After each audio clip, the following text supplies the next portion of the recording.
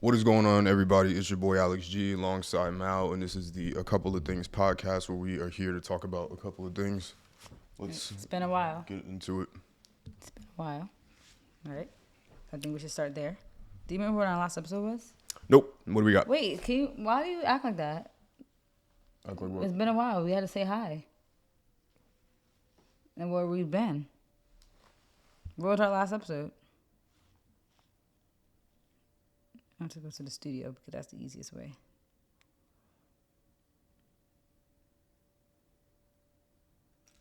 It's just the wind howling in the background while we just wait for me. So our last episode was when we talked. Wow, we talked about the royal honey epidemic. Based off how I looked in that video, this was before we left for Dubai. That was when I took my passport picture. That's a long time. It's been 3 weeks. So I guess we could say where we've been. We've been in Dubai, obviously, Abu Dhabi. It was fun, right? Mm-hmm. Was it? How do you rank that from all our trips? I'm saying, like for me, it was one of my favorite ones. I'm gonna keep my opinions to myself. Well, why? Because my mom was there and sister. You just wanted it to be us. You can say that. But no, I'm saying, like, as far as activities and everything, it was fun. It was cool. Nice being there. Definitely, I think a top city. I put it up there as top cities that we've been to, like Dubai. Well, it's not even considered a city, right? It's considered an emirate. You're indoors and it's not cold in here. Okay, I'm trying to be on my Kanye, though. Okay, I'll take them off. You're such a hater. Like, you see how you make me instantly, like, feel stupid? I said that before we started recording. I know, but now you make me feel stupid. People are gonna think you're impoverished and you don't have heat in here. Impoverished? No, it's a look. Like, everybody who knows Kanye is a look. Like, but yeah, fun trip. That's where we were 2 weeks ago from today. We came home. And then we just been busy, I guess. Life just passes by. Went to a Giants game. We've just been all over the place. Hershey Park. But now we're back. And back to action. You need to say hi to everybody. No, we don't. We might have loyal people. No, we don't. Yeah, it might be like one or two. And nobody cares. I think we have like one or two loyal person. Not there yet. Hi. So? You had to be engaging. Like, I don't like your attitude today. Anyway, a lot of these topics might be a little old then, but I think we could just still talk about them. Unfortunately, they're like kind of old though, but people might still be into what our opinions on them, right?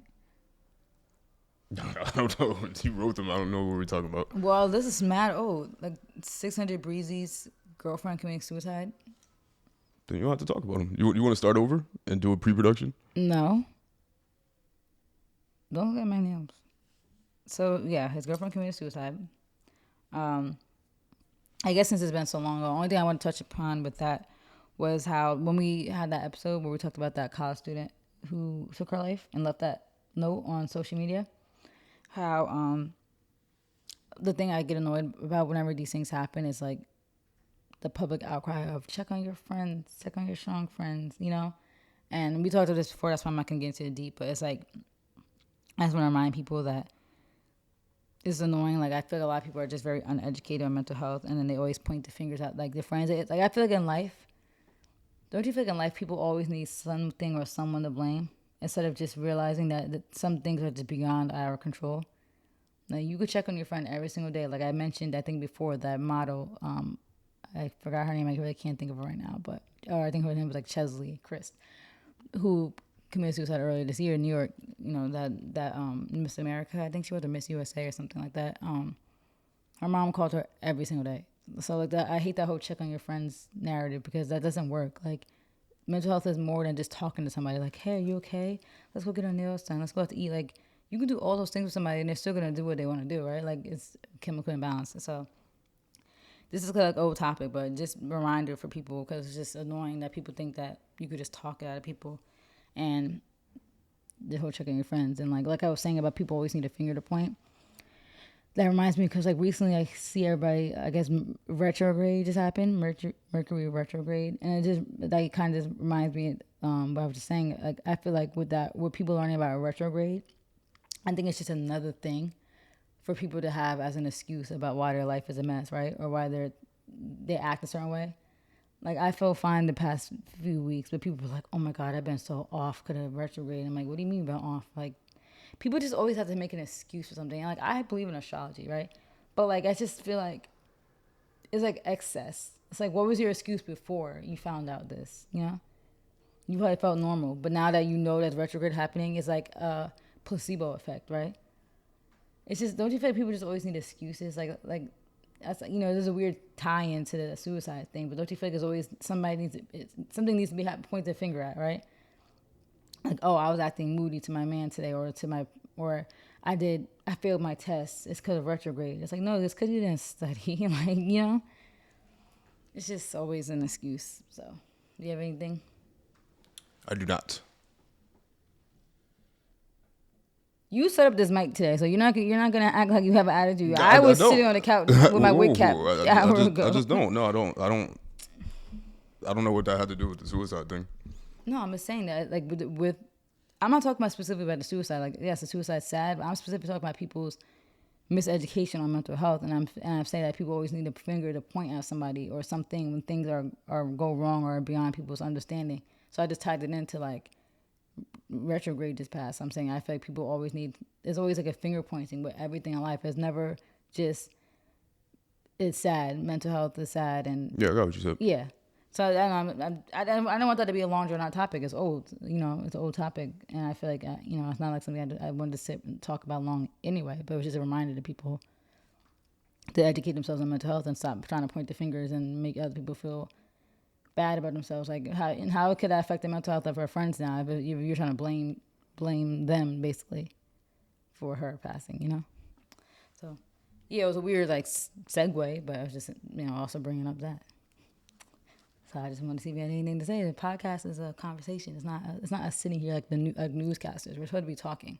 Like, I'm not a newscaster. It's supposed to just be me and you talking. No, I got nothing to add from our previous conversation. Okay. So next we have I always say it wrong. It's a Holly Bailey, right? Halle Bailey. But see, this is not an old topic, but the Little Mermaid preview came out, and obviously this is like, she already was getting hate before when people found out she was gonna be the Little Mermaid, but now obviously now that the official preview is out, the hate is like amplified because now people are seeing the visuals and it's like, Hold this is on. real. Sorry, what else do we have? Our wedding's a waste of money. STD epidemic. Nia Long and Adam Levine, the whole cheating, because Nia Long got cheated on. Adam Levine was involved in a big cheating scandal. HBC culture because of majorette dancing. And DeAndre Brown, who came up, and then people started hating on him. Okay. Are we keeping all this in? Are you going to cut here? I guess we're keeping this in. I'm keeping it. Why you ask that? No, I'm just joking. These are old topics. Yeah. So we can tie in new stuff. Okay. Or unless we film 2 episodes, since we're so behind. But yeah, I mean, we could run these quick. But No, you don't have to do it then. I was just checking. I just feel like the hate is weird. I get people's like thought process on they want the real live action to look like the cartoon, but I also feel like it's weird. Like at the end of the day, what are you really mad about? You know? Like, do you think it's underlying racism? Because like people will say it's not racism, but then why else are you mad? You know? Or you think that they would have been like this with anybody else, that they just didn't want it to be it, even if she was white or Indian, or I mean, if she was Indian or anything other than white, I feel like it would still be some form of racism. But what about if she was like a brunette or something, or like? They would have said the same thing probably. But that's the thing. Like, I think Halle Bailey's hair color is like brown, but in the preview it looked like they kind of made it like gingerish. Like they might have dyed it or did something to it. So it's like they still try to make her like a redhead. So that's why I'm like, I don't understand. Do you think it's a race thing? Obviously. The same thing happened to Mindy Kaling, I think, for a character. They made some character Indian or something like that. I don't have obviously my phone, but you could look it up. Yeah. So this stuff does happen to everybody. Yeah. It's weird. See if I can find it. It's weird. That's one thing I know.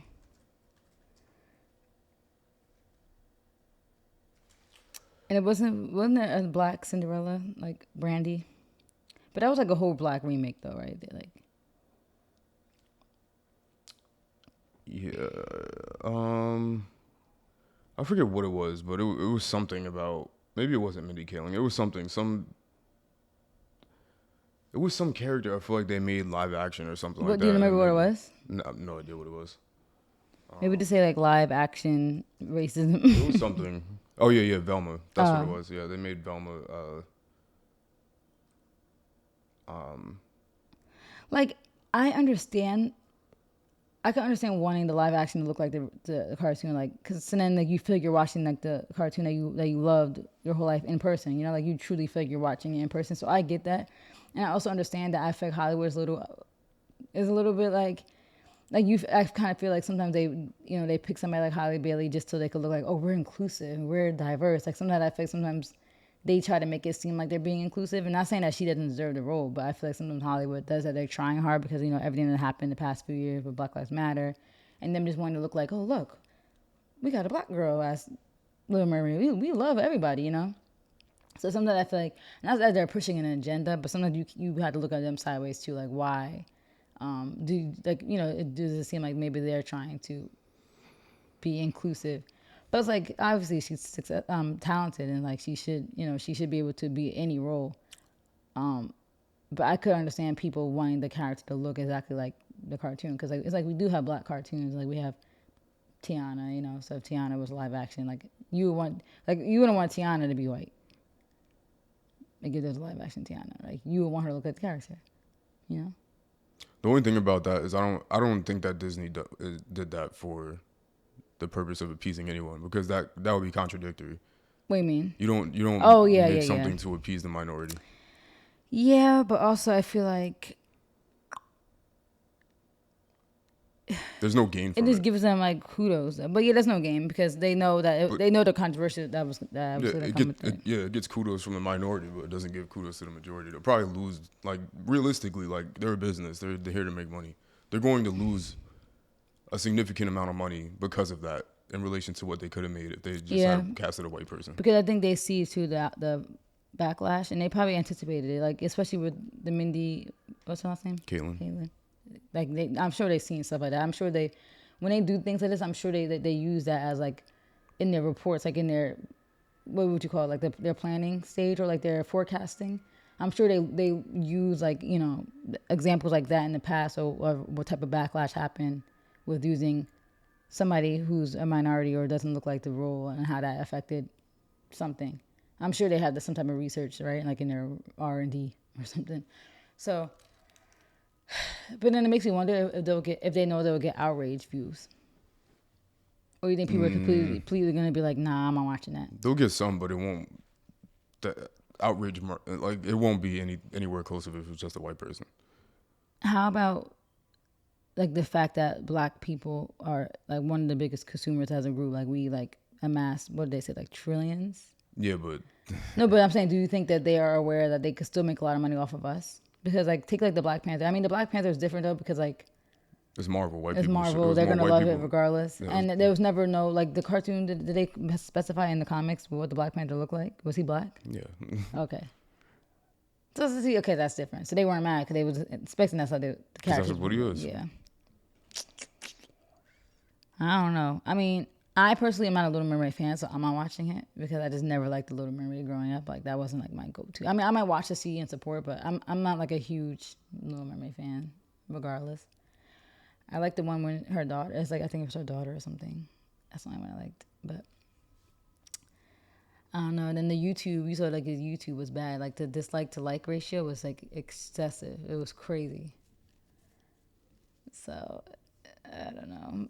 If you were like a black, well, we were black, but if you were like a famous actor or like just had really talent, like we're really talented, would you take a role that was like a white person, or would you take the bag over the backlash? Because like people are. I don't think people are necessarily mad at Holly, but they're just mad at that she has that role.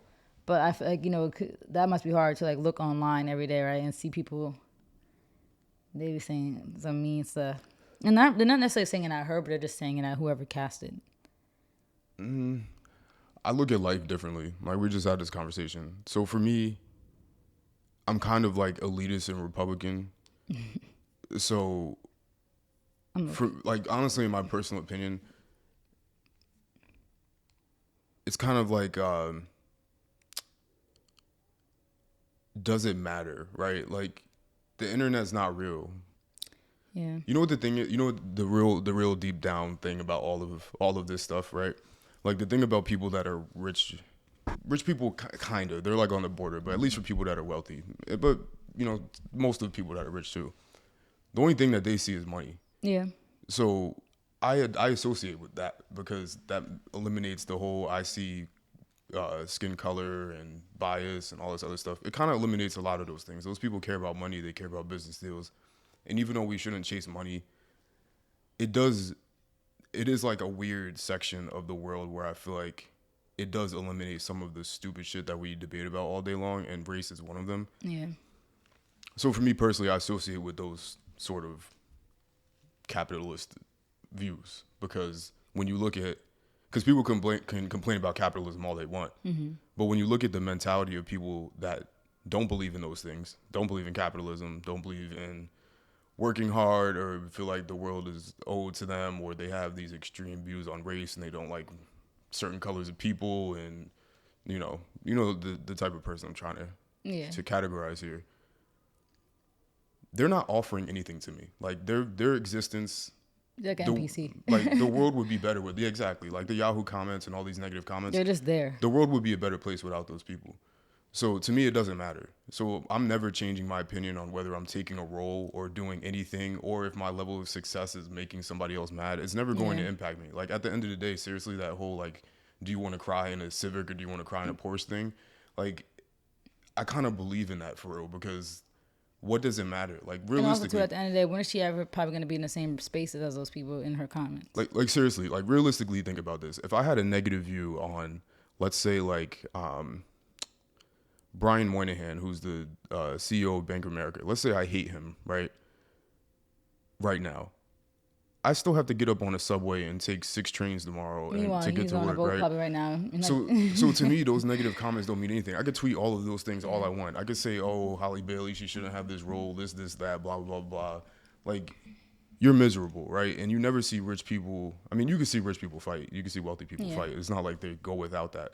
But you very rarely see somebody that has something going for them talking negatively about somebody else that has something going for them. Yeah, Even in anything. sports, like people compete. Like that's why there's like a different Super Bowl winner, there's a different NBA winner, like all the time. Like different people on the team, like they're all competing. Like that's why like the Warriors won a championship last year, but they still got to go out and prove it again next year. It's always like, you know, like there's a certain respect between people that are on the same levels. So anybody else that's not incapable.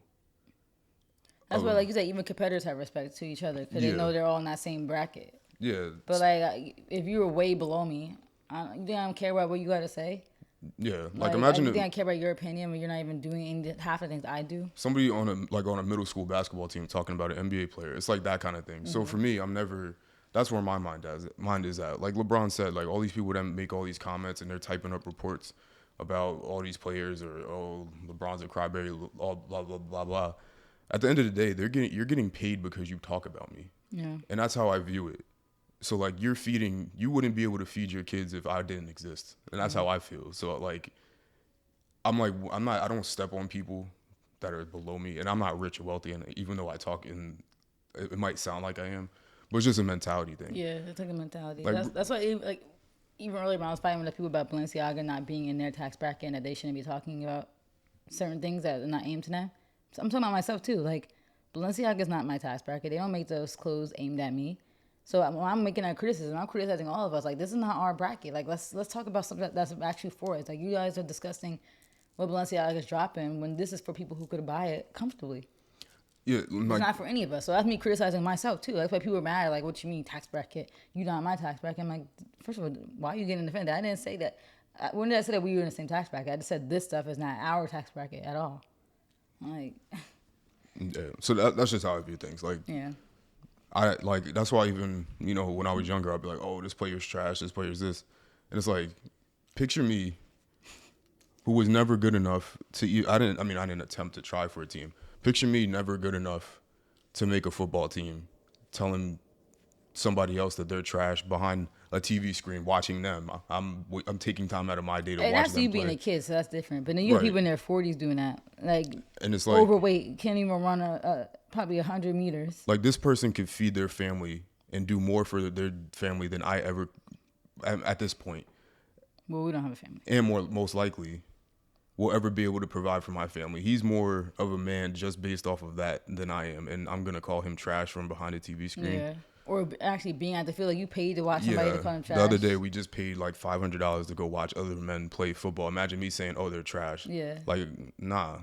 There's like 400 of the best people, the And best athletes on the planet. Yeah, and there's always a big overweight, never ran a mile in their life except for gym. So when you see the comments, that's usually what it is. So in my opinion, to answer your question, even though that was long-winded, no, I'm not going to not take a role because of potential backlash. Because when I take that role and I'm able to put food on the table and I'm able to travel and not be working in jobs that people complain about, that's what keeps me warm at night. Yeah. So, but So she shouldn't. with that being said, artistically and stylistically, if I was offered to play the role of Batman, I'm not going to take the role of Batman because that's not what the character is. So that part I still believe in. So you still the believe in the Little Mermaid, her not being the character? That one's different. So we could break that down in a second. But if I was to play Superman, Superman's not a black person. Like, that's not how it was created. So why would I try to be Superman? That's just not how it was written. But then that's what people are mad about. Like racism aside, there are people who are mad genuinely because she doesn't reflect how. Right. No, I'm saying we could get into that, but I'm saying in general, like, yes, if I was going to take a role, it would be in the context of Black whatever Panther movie? Yeah, whatever the superhero look like. Like the Green Lantern is black. Never knew that. So I would take a Green Lantern role. But the Green Lantern in real life hasn't been. No. Exactly. So But nobody, was there any public outcry about that? well, there's different Green Lanterns, but the regular, like the one in Justice League, is supposed to be black, but in the live actions they've always been white. Interesting. So for me, yes, I would take the role of Green Lantern because he's black in the comics, and that would be aligned to the story. Yeah. Martian in Justice League is an alien that's green. I would take the Martian role too because he's an alien and he's green, and we don't have anybody on Earth that's alien and green. Just like the same way, Zoe Saldana could play Catwoman. Catwoman. Zoe Saldana could play Gamora because that's a green alien, or she could play. What is he, Catwoman? No, that was Zoe Kravitz. But like that, for example, like. But Catwoman was black though in the comics. Yeah, that's why. Didn't someone say they created Catwoman with Halle Bailey, right? Wait, no, Halle Berry. See, I get them confused in mine. No, I don't think so. Who said that then? Somebody lied. Yeah, 'cause Catwoman came out before it. Like way before. Yeah, I don't know who said that. Yeah, But people just making up stuff.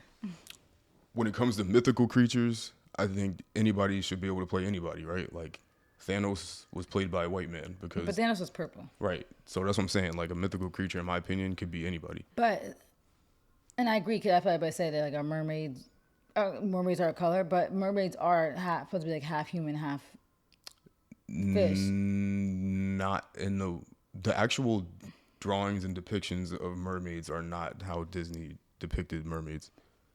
True. They're all like the human aspect of them is that they have like hair and a face and arms. Not that they're like half fish and then the top part of them is like a woman.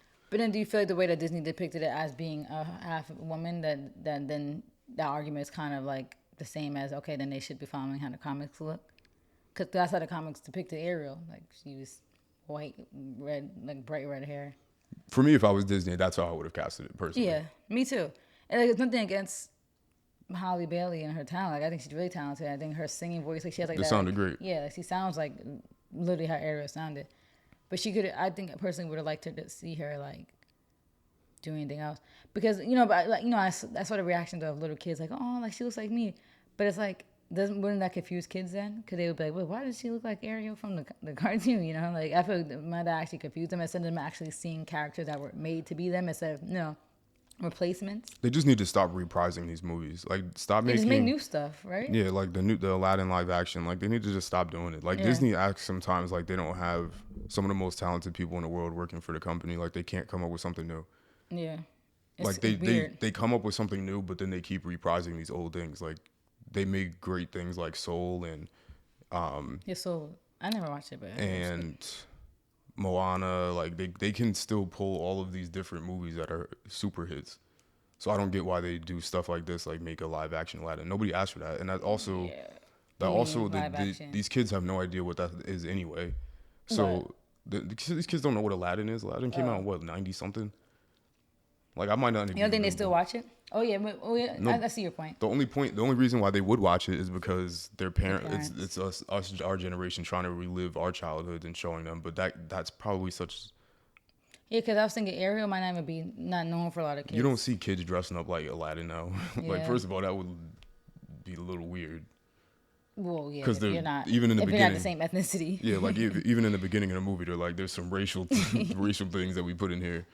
Like you don't see people dressing up like. I haven't even seen kids dress up as Ariel in a Yeah. long time. Like I think like Maya's generation, like 2002 babies, maybe 2003 were like the last generation I really seen like cared. It's just their target audience because the reason why these companies do this stuff is because they go on social media and they see all of us that are in our mid 20s or Still talking late about it, right? Like, oh my god, like And that's the thing, our generation, like people who are our age group, like 25, 26, we like, I think are like one of the biggest people that run social media because we grew up on, like not grew up on it, but we grew up with it growing, Like we were all at the forefront of that MySpace, Facebook era. Like we literally grew with social media. And I think that's why we have such a huge impact on trends and what people are talking about. But now Gen Z is really coming up, right? And a lot of Gen Z though is still mixed in with us because we're the end of millennials. Like sometimes some websites don't even consider us millennials. They consider us Gen Z, like the older people of Gen Z. So we're like right in the line of it. So even a lot of Gen Z that run social media now that are in like their young 20s are still kind of like with us. Like they're only 4 years younger than us, 3 years. Like a lot of these, I will call them like the TikTok kids who are like just turning 20 or 21. So they still grew up on the same movies that we watched. Because you see, like your brother probably watched the same movies that you watched growing up. He was just he was 2, 3, 4 watched now while you were like 10. So that's the only difference. But they should just stop. Like they're bringing iCarly back, bringing back That's So Raven, like all these different things. Like nobody cares. Like, did because- iCarly even do good? Probably not reboot? because it's not even on TV. It's only on streaming. And then that's the thing too. When they bring these people back, not everybody can even come back. Like Sam, like- Sam didn't come back, and we all know why now. Or even Martin. Like they just need to stop like bringing back these old things because it just doesn't do well. Yeah. And it's like it's a fantasy. Like companies need to understand that when they see people tweeting out, oh, they should bring back this and blah blah blah. It's like it's a fantasy. Like we don't really believe that because everybody Yeah. that said, oh, they should bring it back has probably not watched it. Because realistically, we say those things, but we know now that at our age, we don't even have time to watch those things. Like we say those things because it's like healing our inner child. Yeah, it's just people going through their I'm getting older phase and they're just crying out for help on social media, but nobody really wants to Because watch they feel that. like when they feel like if those shows got rebooted, that it will bring like those old feels back. Like you'll feel like you're back when you're 10 again in your mom's Yeah. house. Like no. But to finalize my thought, they should have casted it differently, in my opinion, just to make it look more like how it was depicted. Even though she is a mythical creature, Because I get that argument, but it's like that's still not how she was depicted. Yeah. So, I don't agree with people's backlash because it's all underlying racism coded in the I just want it to be want it to be how it looked in the movies because it did kind of like. No, I'm not even gonna say it. What I was gonna say is like, the people. Nobody has red hair like that, but like it. You're kind of. I could see how somebody can make the argument is like you're taking the way somebody looked, and they could have been like, oh, I could dress up like Ariel. Yeah. For the place of and putting giving somebody else the opportunity to say, oh, I look like Ariel. Like you know what I mean? Yeah. So then at least like if a kid dresses up and they're black, they feel like, oh, I look like Haley. Right, but then you kind of took it away from other kids that were able to do the same thing. I didn't really. I got that. I've heard that argument, but I also kind of, don't really like it too much. I think maybe if parents maybe explain to them like, oh, like Ariel could be anybody. Like this is how she looks in this movie, and this is how she looks in this movie. And we all could be Ariel. But also, who is watching the little? Like, Yeah. I can't possibly, in my mind, think that kids in this generation are watching older. What are they watching though? Disney. Besides like Coco Melon and like Soul, all the like new ones. Yeah, all the new Pixar movies. Yeah, that's true. Like Turning Red, that was one that came out recently. Like the Baymax movies. I really think that they only watch. But then again, when we were watching these movies weren't new. Yeah, they were. No, but like Cinderella was like in the 50s. We were watching that in the 90s. Yeah, but that's different. But Ariel wasn't. When did Ariel come out? 90s at some point. Oh. Yeah, and so did. But I mean, this is just a new generation of kids. That's why. Like when. So you think eventually they're gonna be removed from like the Cinderella, Snow White, like the traditional princess movies? I think the only thing about those originals is that that's still pumped in Disney. That's what I say. Like you go to Disney World, that's still like the pumped. The Disney castle. Because look, look, Mickey lasted over 100 years at this point, almost, right? Right, but you see, the kids aren't watching the original Mickey cartoons; they're watching Mickey Mouse Clubhouse and all the different 3D remixes. Like, I don't really think kids like the drawn out. Oh yeah, no. Animation. So that's what I mean. Do you think that they'll do that with other princesses though, like Ariel, Cinderella, Snow White? Like, do you think they'll remix them to keep them alive? They might. I don't know. I just you're more likely to see somebody dressed as Elsa than you are to see them dressed as Ariel. Yeah, You know and what Elsa I mean? is a newer princess. Or like Tiana, of course. Like Yeah. all the newer stuff, I just feel like the kids are going for, and like I just don't see the point of them bringing this back. But do you feel like they'll like eventually? I mean, I don't think they'll ever run out of ideas. But how many princesses can there be? As many as they want to make. They keep printing them out. Yeah, I mean they're gonna have no choice. Look, where'd they pull Elsa from? It just came out of that was nowhere. and now that was like one of their biggest movies, right? And my thing is, with them making live action, who is that catered towards? When the kids love the cartoon aspect of it, who is the live action catered towards? It has to be for adults. That's what I'm thinking. Cause like, do you think kids really care to see these people as human? No, I think they might creep them out. I mean, they might be scared. Yeah, right? like wow, like I don't think the kids are sitting there like, man, I would love to see a live action version of this one. So it's just weird. The whole thing is weird. It is. So I disagree with all of it, and as talented as she is, and as much as she probably deserves that role, I just think it's all around just weird. Yeah, I think it's just like I don't know how to describe it. Like it's weird at all angles, like you said. Yeah. It's weird from the people who are criticizing it heavy. It's weird from the people who are kind of pushing it. And I hope she does amazing. Yeah, I still think she'll be fine. I don't know how she is on a personal level, but it seems like obviously she seems level-headed. Like, you have Beyonce as your mentor. Like, I'm sure you're all right. Mentally. Remember what I was saying yesterday, too? Like, what? There's something so peaceful. Like, could you imagine, right? Like,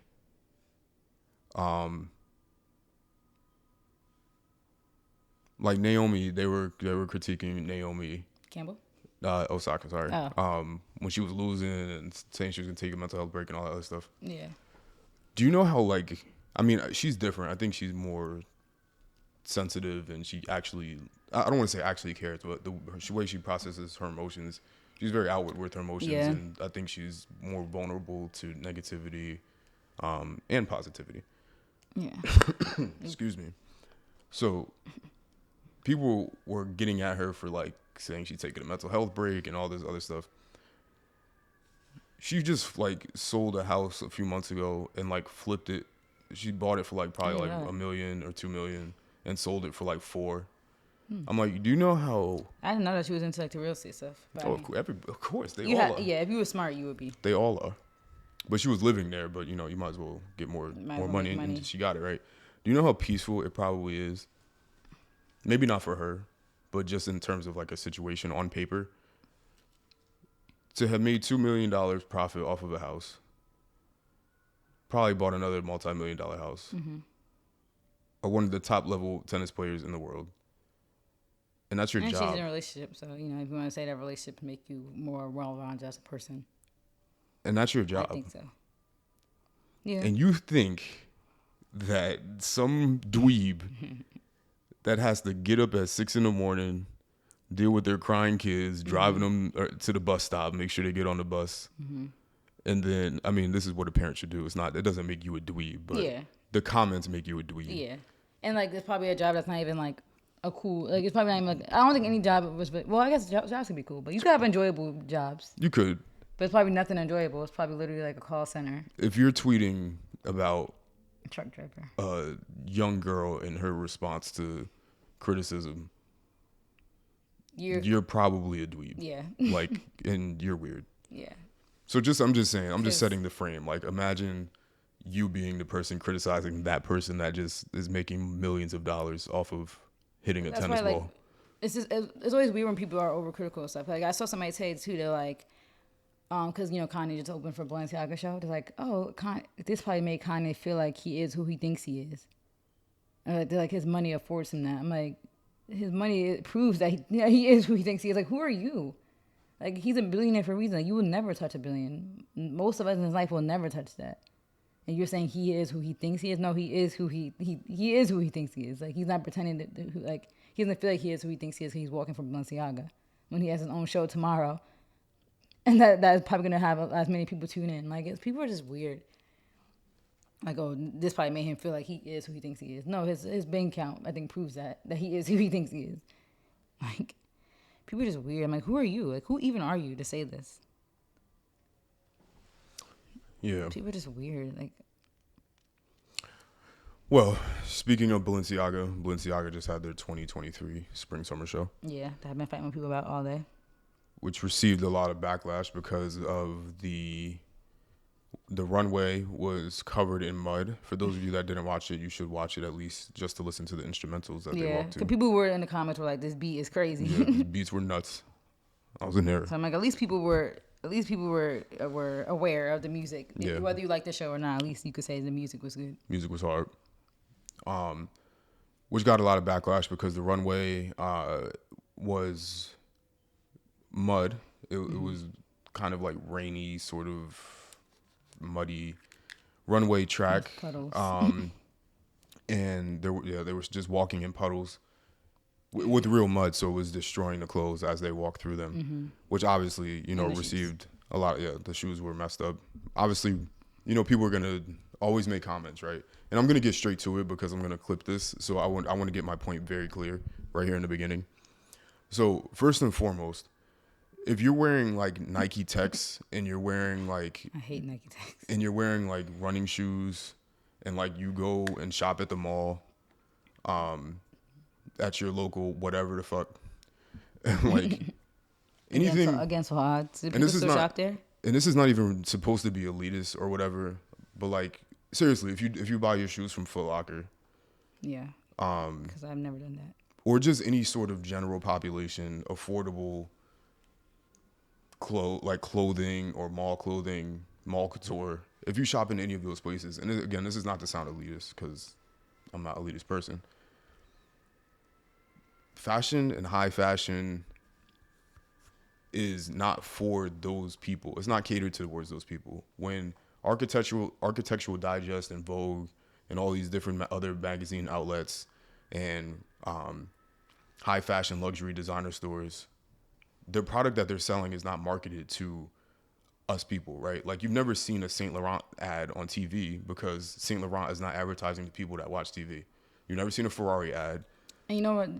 Sorry to interrupt, but we just came back from Dubai. You know where you do see those ads though. Like, I feel like you see them we see them in airports because they know like people with money are used to traveling through airports, and like you'll see them kind of like in big cities that got money. Like, you'll see the advertisements around New York, on Dubai, Fifth Ave. not on TV, barely. I work right next to Fifth Ave, so everywhere up and down Fifth Ave, obviously anybody that knows New York, Fifth Ave is known for that type of stuff. So when you go to the bus stop, ironically enough, will have a Dior ad on it or something like that. But you won't ever see those on TV. You never seen a Lamborghini ad on TV because people that drive Lamborghinis typically don't watch TV. Like, that's not really. Usually they're out getting money. Yep. So the whole idea of fashion and high fashion specifically is not marketed to the general population. It's marketed to the 1% of people in the world. So anything concerning that has nothing to do with anyone outside of there. It's not marketed to you. It's first of all, most of that stuff isn't even marketed at all. Yeah. But the stuff that is marketed, like you might see a Prada ad or a Balenciaga ad pop up, it's not marketed towards the people outside of that 1%. And they know that when they're marketing or making their marketing or making their shows, they're not sitting there like, all right, what's the middle class doing? Like, Yeah, how are we gonna get the bozo at the ice cream shop to buy our Balenciaga? Like they're not doing it. It's not marketed to you. If you buy it because you think it makes you cool and you put on your Balenciaga sock shoes that say Balenciaga on the side and you think that makes you a way better person, then good for you. But it's not marketed towards you. It's marketed towards people that can actually afford it. And yeah, and I'm sure they know when their metrics that they have outliers, like the person that's gonna save 3 months of their paycheck to get a bag. Yeah, and honestly and preferably 10 months of their paycheck. And this is even something Tommy Hilfiger said, and even though I don't agree with his statement, obviously, because it was, racial connotations, he said he doesn't make Tommy Hilfiger clothes for black people, which is a fact. They don't make clothes.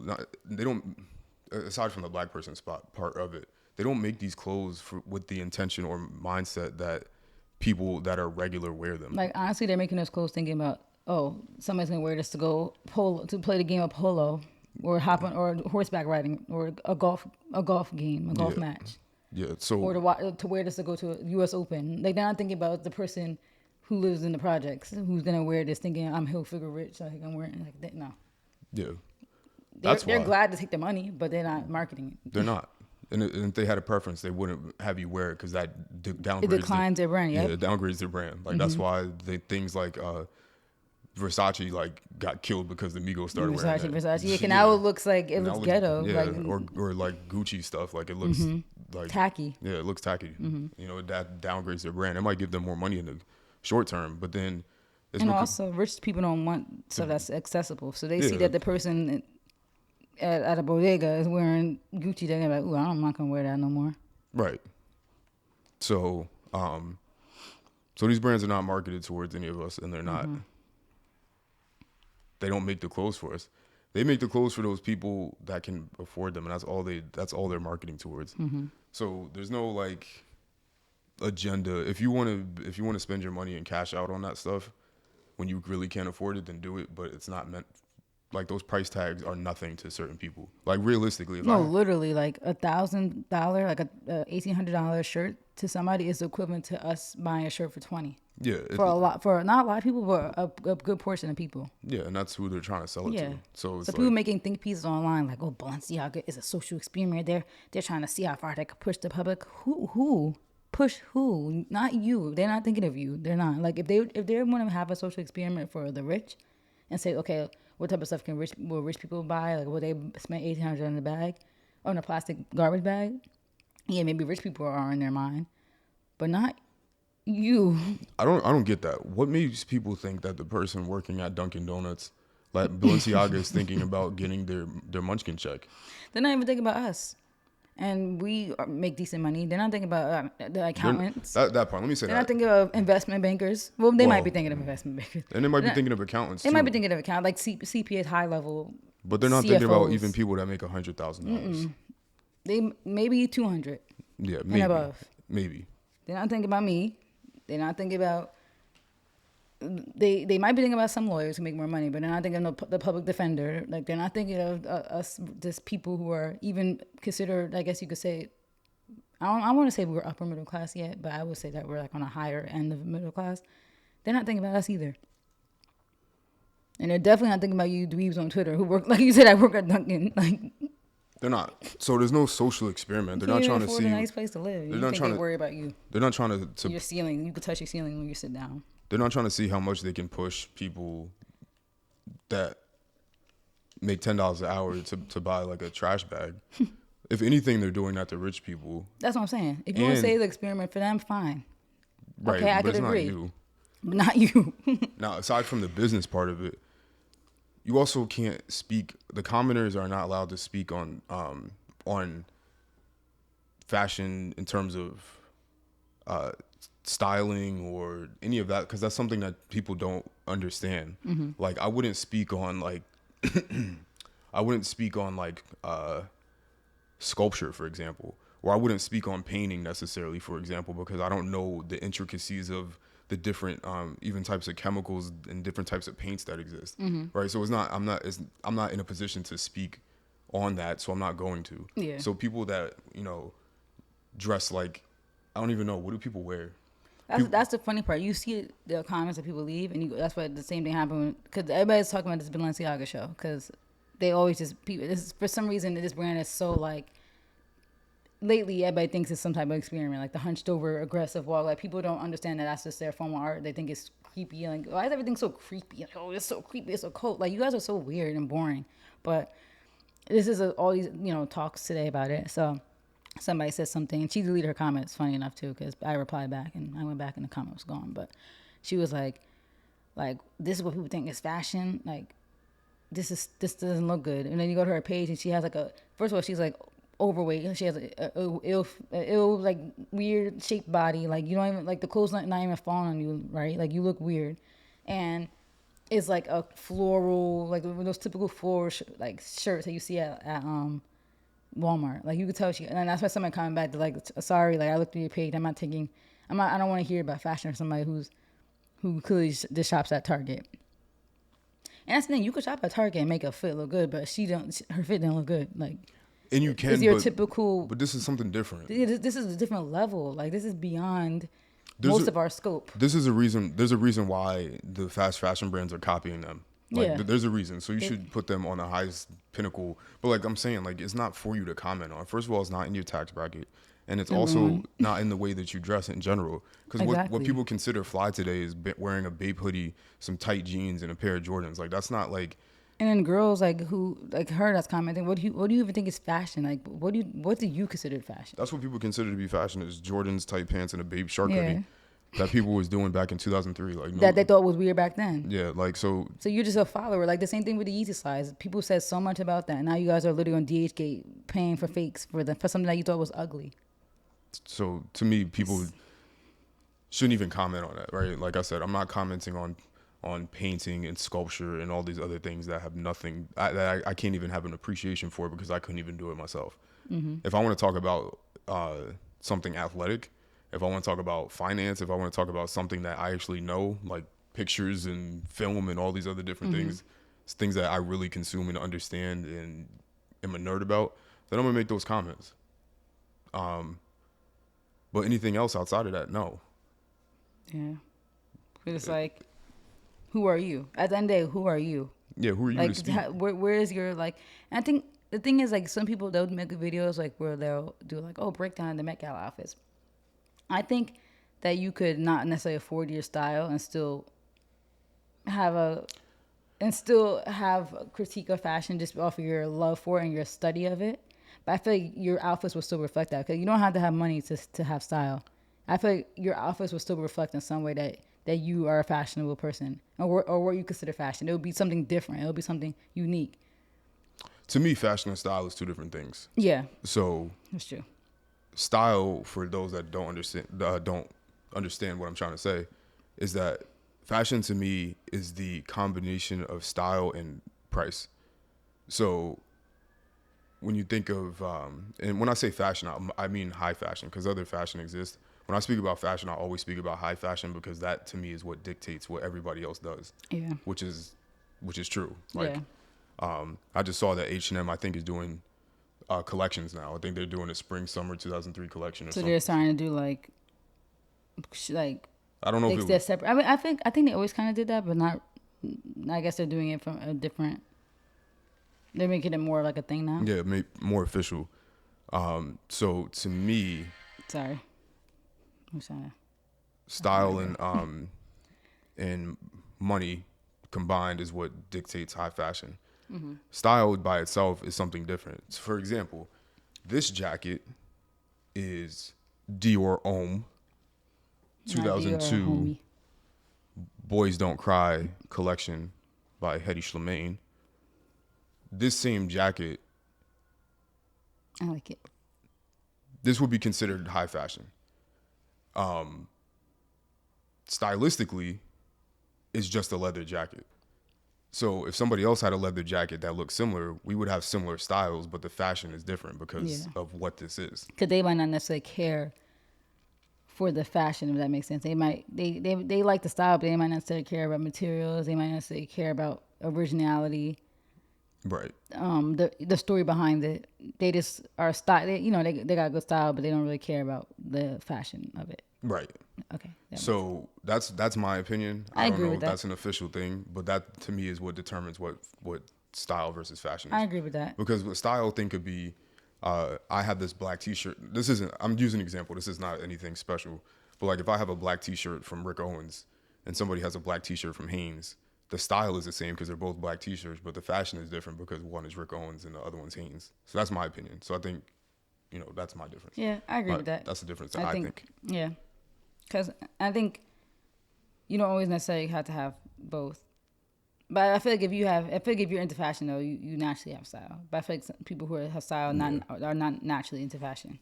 Yeah, I think it's harder to have good style if you're not into high fashion. Yeah, like it's possible, but it's harder because it's almost like this stuff looks good because you have to be into a fashion effect in some way for it to know how things are supposed to look or feel. Yeah.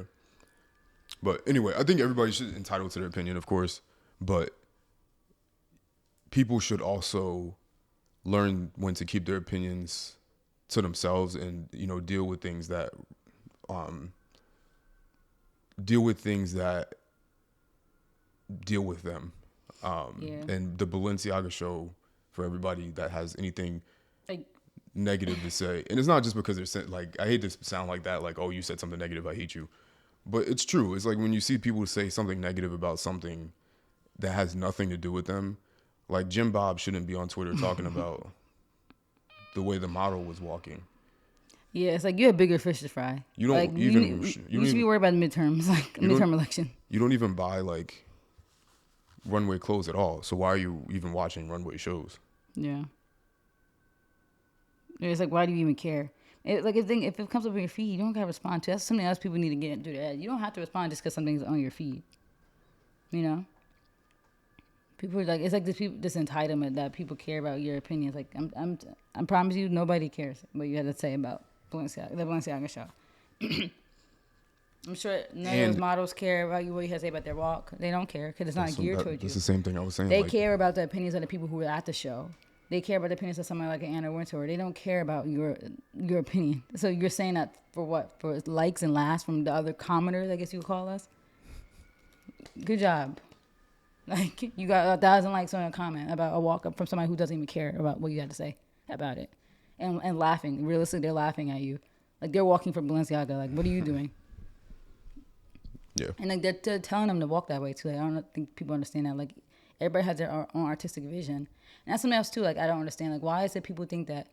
Like, I even tweeted this. Why do people think their one opinion out of 7 billion opinions on this planet is sound or it means anything?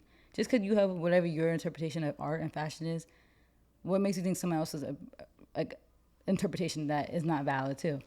If they think the hunched over walk and like the aggressive grungy thing is their vibe, like why are you hating on that? Like, there's plenty of the brands for you that if you are a Versace girl or a Chanel girl and you like the prissy, traditional, skinny, tall model look with the graceful walk, then go watch that. You don't have to be into Balenciaga, but some of us are into that, and we appreciate the grungy, dark aesthetic of it. And that's the part I agree with too. Like, I don't know why people voluntarily consume things that they don't like. Like, Exactly. I don't particularly like Balmain, so I don't like watch the Balmain shows. either. It's gaudy. I don't like Versace. I don't like Fendi. I don't like anything that's like gaudy. Like, I barely like Louis Vuitton. Like, I just like Prada, Balenciaga, Saint Laurent. Those are my 3 favorite brands. I don't really care for anything else. So what do? Do you see us watching Chanel shows? Do you see us watching Balmain shows? No, because we don't like it. So that's it. And Like, keep it's it that pushing. simple. Just keep it pushing. It's that easy. And I won't be on Twitter talking about it either. And that's Yeah. why I had to delete Twitter. It's like the most garbage place on the planet. It is. It's just a cesspool of just people throwing out all types of opinions and just like, because you know what the crazy thing is about Twitter, and I'm not gonna go on a long rant about this one, is that there's people on Twitter that give more stupid and idiotic and toxic and like trash opinions that they banned Andrew Tate, right? for what he says. We need to ban all those people. We need to ban too. a lot of people. We need to ban a lot of people. Like, it needs to be equal then. Now, I understand that he had a massive platform that was like about to take off for real, but we need to get rid of so many people on these platforms that get to say whatever they want and they spew that toxic shit. Like, all over the place. Like, let's ban all of the people that are talking about retrograde because they were kicking people off the platform for their opinions on the vaccines and everything else, but you're not going to kick people off the platform for making false accusations about how Like how people are astrology acting. and because I was born on October 8th, that means that I hate fake people. Like, let's ban them off the internet too. Look, realistically, like people do take it too far. I believe in it, but people do take it to an extreme, and then that could become a form of mass misinformation. Like you got all these people in mass hysteria that some shift in Mercury is making them act up. Like you guys Yeah, didn't even know that no, was seriously. 10 years ago. So what was your excuse back then? And it sounds funny, but like that's still dangerous. It's dangerous. Even Like, though people, I'm mad at my boyfriend today. It must be that retrograde. No, you have a mental health issue. You need to go get checked out. Maybe you have anger problems. Like it wasn't gonna have nothing to do with the planets. Like so yeah, that I don't know what that had to do with my about life, something, but my life is like I'm not successful because retrograde. No, you're just lazy and a bum. because you're talking about Balenciaga on Twitter. Because why is it that nothing in my life has been affected by this retrograde? Like I've been fine these past 2 weeks. We was in Dubai. I wasn't sad in Dubai, but retrograde. I wasn't sad at the Giants game. I wasn't sad yesterday at Hershey. So let's be for real. Like it's just people need excuses. People need something to make them feel better for like them being losers, in my opinion, or them being unstable. We're probably gonna get kicked off the platform at some point. Let's blow Probably. up. Let's blow up so we can get kicked off. No, but like it reminds me of this conversation that I saw on Twitter earlier. Like people were saying, I don't think that, like and I do agree that social media and like this world that we're in now probably does contribute to people having excessive mental health issues. Definitely. But somebody said like there was this tweet that they said that they feel like our grandparents and elders never had mental health issues, and everybody was killing them for it. It's like, nah, they was having mental health issues. They just like that, like I said, using retrograde as like an excuse. They just use, oh, she's not right in the head, or oh, I need to go lay down. Like when really you're depressed. And they were all alcoholics. Yeah, they had excuses. They had masks and had excuses for why they were the way they were, instead of realizing that they were just mentally ill. To the point where the U.S. government had to institute prohibition. So, Literally, like they were probably worse. Honestly, I mean, I wouldn't say they might have been worse because I feel like I just said, social media is a contribution to probably. they thought that people were taking heroin and cocaine and all this stuff in the 80s because they felt good. No. They were taking it for a reason. Yeah. Self-medication. And like a lot of like the older people in our family, it's always with some type of like, it's like I feel like with the Black community too, it's always something like a joke, like, oh, she's just a little off. No, she might have ADHD. Like we just never address these things head on, and I feel like it was a combination of miseducation or just uneducation and not knowing, but I also feel like it was the fear of facing head on your issues. So that's why I relate that to retrograde. People have a fear of facing head on. Like maybe I just need to get my life together and stop making excuses for why I am the way I am. Maybe I need to go to therapy. Like fixing yourself will do your life favors. Like, or wonders is the right word. Like, Yeah. So yeah, people are just, that Balenciaga thing got me mad. But now I'm fighting with people on Twitter. I'm like, at the end of the day, none of us should be talking about this right now. Go to sleep. You got work in the morning. Like, That part. why are you in my mentions? There's always men too that be arguing with me. I'm like, I know you don't got a girl, cause why are you in my mentions? Like, Yeah. don't you got a girl, or shouldn't you have a girl that you be laying up with right now? Like, why are you arguing with me? No. Why you? Well, they probably do, but they probably both in the same boat. They probably are. And this man gonna be like, we're not in the same tax bracket. I'm like, sir, I don't even know what you look like, cause your whole page is full of gifts. And like, and it's always like people who are probably older too. Like, you're probably in your 40s. You're comparing yourself to like a newly 26-year-old woman. I will hope we're not in the same tax bracket. You look 40. Like his profile picture look like him. You look 40. I will hope we're not in the same tax bracket. Me being 25 years younger than you and a woman, like, or Even 15 that is- years younger than you. Yeah. You know. I'm like, I never said we was in the same tax bracket. I said that we shouldn't be talking about this. I'm like, I didn't say we was in the same tax bracket. I said people who are not in the tax bracket to afford Balenciaga shouldn't be talking about it. So I'm like, the shoe must have fit. 'Cause I never said we was in the same tax bracket. Anyways, worry about Fashion Nova, not Balenciaga. I think we can rest the case there. So next, I had, are weddings a waste of money? And I said loans, actually affording it. So I think that one question could be, do you think weddings are a waste of money? No, not necessarily. Yeah, that's what I said. I don't think they're a waste of money. I think they're a waste of money for people who can't afford it. And nobody can. Who could afford the wedding that Wait, they want. let's have a real conversation real quick. Excuse me. Realistically, none of us can afford anything. Like on some real shit. Like, let's take all egos and all that out of this conversation. Realistically, nobody on. There's probably maybe I would say, to be generous, 5% of people in America, because I don't know, I don't have a scope of the rest of the world like that. Even though my degree was in economics. I got 2 degrees now, y'all, by the way. But Oh yeah, MBA. good answer. Realistically, I think to be generous, 5% of people can actually afford the things that they purchase. What's your definition of afford? Like, what do you think? What do you think, like, makes you be able to afford something? Like, what's like the criteria? For me, I know some people want an actual like physical digit, like you need to be able to make twice what you like, all that kind Well, of that stuff. is like a thing people use. Like, if you Yeah. could buy it, you shouldn't buy it unless you could buy it twice or something. But to give something general without thinking of actual percentages and dollar amounts, I think if you're worried about the purchase or you have to put much thought into the purchase, then in my opinion, you can't afford it. That's a good point. Like, if you had to think about it, like, ooh, should I really spend this? Then you shouldn't. If it's a question, then you can't afford it. True. But what about if you can't afford it though, and you still question it? Like for me, I could afford $50 on Uber Eats, but I'm still might think about it. Like, should I be spending $50 on Uber Eats? Well, then in my opinion, you can't really afford it then, because Yeah, because then $50 shouldn't be. it would be nothing to Yeah, you. could if let's say that $50 was 50 cents, I wouldn't be questioning it. Right, And to 'cause- some people, $50 is like 50 cents. So, Yeah. okay, good point. That's what I mean. Like, Good point. Good you point. got to sit there like, I don't know, blah blah blah blah. Because if you're hungry, you want that food, and you added that to your cart for a reason. Mm-hmm. So clearly, if you could afford it easily, you would just buy it. But if you had to Yeah. think about it, and then it's like now all of a sudden, oh, I'm not hungry no more. It's like, no, you was hungry. Like, let's keep it real. You- I have a my PC that I bricked You is $1,500.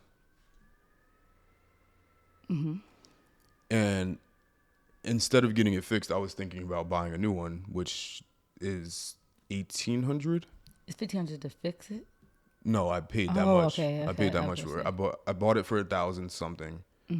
It was it was under 1,100. That's crazy. 'Cause I think my laptop was less than 1,000. It's like a high performance gaming laptop. Yeah, but mine That means yours was super high. no, it was ended up being 1,500, 1,600 because of what I upgraded. So I put okay. I put brand new RAM in it. So I bought 2 RAM sticks that were about like 2 something, Yeah. and then I bought a new display to make it more crispy. And that's it. So I think all of that together made it 1,500. Makes sense. So if I bricked it, and I was like thinking like, yo, I'll just buy a new one for 1,800. Realistically, I could obviously pay the 1,800. Yeah. That's just what we paid to go on vacation. Yeah. I could buy a new laptop, Yeah. but I can't really. I can buy it. Can I afford it? Also, yeah, I can. But would it be a good financial decision? Probably not. It's probably better to just get it fixed. So do you feel like if you think it's not a good financial decision, then does that still put you under the category that you can't afford it? You just said you could afford it, which you could. Yeah, in my opinion, that still means I can't really afford it Okay. because 'Cause realistically, that's how I feel about the $50 Uber. Like obviously, I could afford it. yeah, you could pay But for it. I could pay for it. Like I have the But- money. I'm more than enough to for it. But I still think about it like that $50. It's $50. adds up, Yeah. you So know? for me, that still means I can't afford it because if I had significantly more money, I would have bought 6 new laptops. Yeah. So to me, I still consider even if you can buy it and even if you can quote unquote afford it, that you still might not be able to really afford it. And also too, I think a good criteria for affordability is your net worth. Mm-hmm. If your net worth is negative, then you technically can't afford it because you didn't Right. even pay back money that you owe. Right. And So we owe all that money in student loans, so I can't afford actually anything. that's realistically. But that's what I 'Cause wanted. I need people to. I gotta pay them their money back. Like they want their money.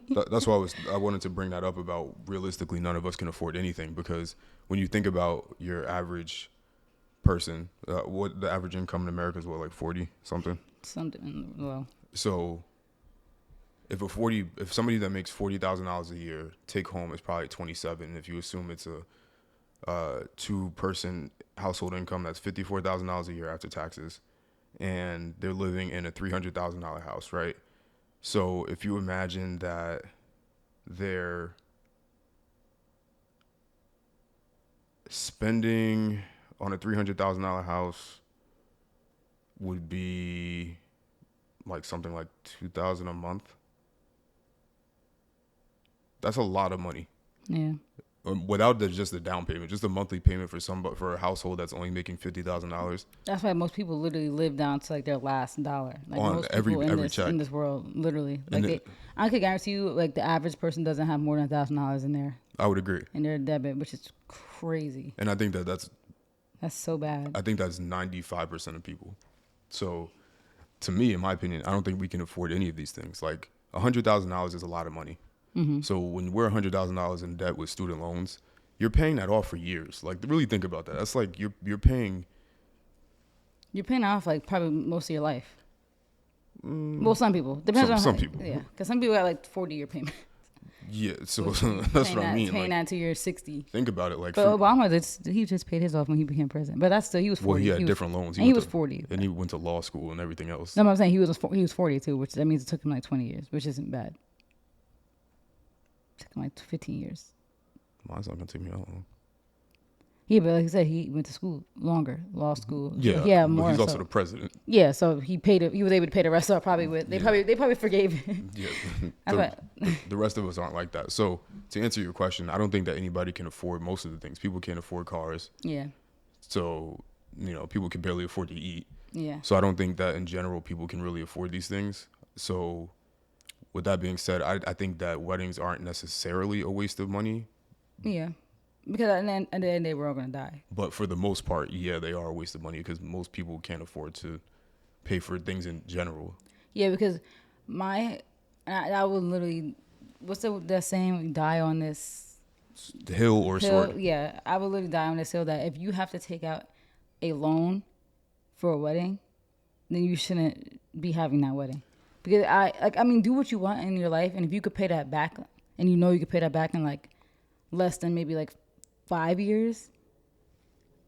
But I don't know. I just feel like if you had to take out any loan of any sort for a wedding, you shouldn't be having that wedding. Because at the end of the day, your life is your life. If you're mine, you always want this big, extravagant, beautiful wedding, then fine. Like live your life the way you want to live it. Me personally, though, I'm not taking out a loan to get married to somebody I love. Because at the end of the day, this is about our love and our relationship.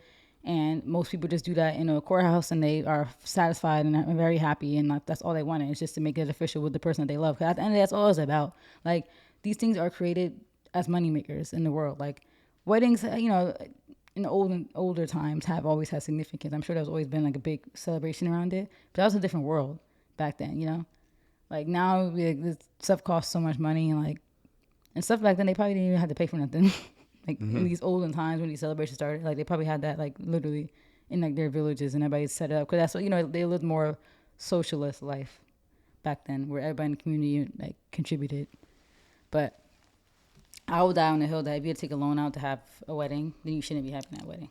I have a real idealistic view. I think that if you take, this is my personal preference. Because, anybody that knows business really, like finance, people in finance or people that went to school for business, in certain aspects of business, because not everybody that went to business school knows how to run a business. Yeah. But I don't. Anybody that knows how to make money knows the power of debt and leverage. But as an individual, you can't really use. Yeah, as an individual, you can't leverage. You can't use debt and leverage to do anything.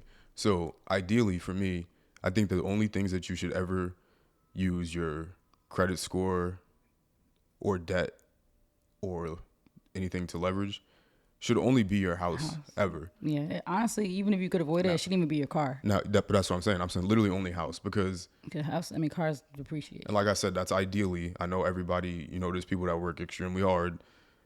Maybe not extremely hard. There's people that work in jobs that aren't the highest paying, that could be rough, and that don't get paid that much. So I know it's not exactly easy to say go buy a car straight cash working in those jobs.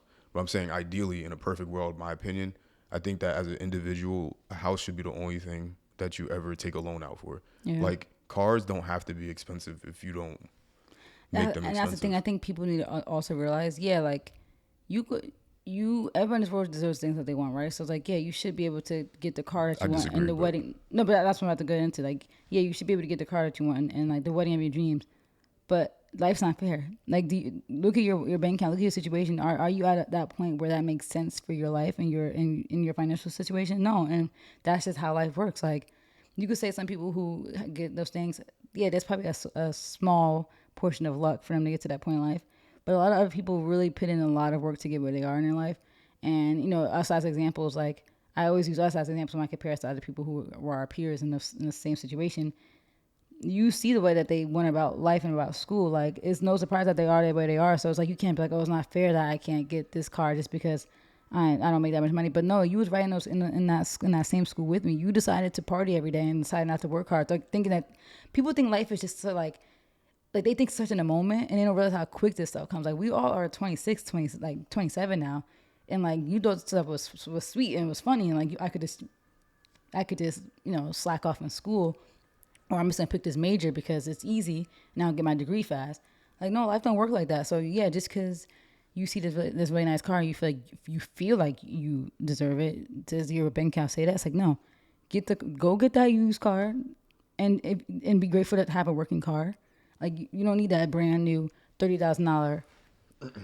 What? I can't even say Mercedes. What's a good? Like, well, you know, Hyundais and Hondas are like $30,000 now. Like, some of these brand new ones that have like sports mode and all this other stuff are like $30,000 now. You don't need that. Go get a 2006. You know, it's like, even like my sister, for example, she got like a old used cars and she makes over $100,000, but her car is paid off. She doesn't pay a car note. Meanwhile, I'm still paying a car note I have 2 more years left. So it's like, look, she's paying a lot less than me and she makes more too. So it's like, she's gonna, you know, right now, like, she will be on paper in a better financial situation. But people who make a lot less than her, half of what she makes, will take out a loan for a car that they know they can't afford. Like, your car shouldn't be more than your salary. Like, why you got a $30,000 car, you only make $30,000? Like, let's be serious. Like, let's be serious, you know? With zero down. So now your car note's over. First of all, your car note shouldn't be over $300. I feel like $400. It shouldn't be over $400.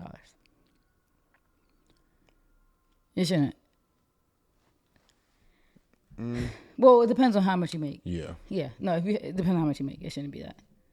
If you make under $100,000 a year, your car note shouldn't be over $400. If you make under $100K, is that a hot take? Personally, my car note is $320, and I put down almost $10,000 on my car.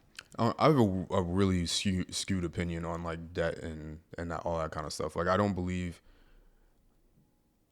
like, even from the credit score perspective, like, I don't believe in the debt thing. Like, I have enough student loan debt to have a good history of credit payments and making timely monthly payments every month for like the next few years until my student loans are gone. Mm-hmm. So I don't believe in the car payment thing at all. Like, so in my opinion,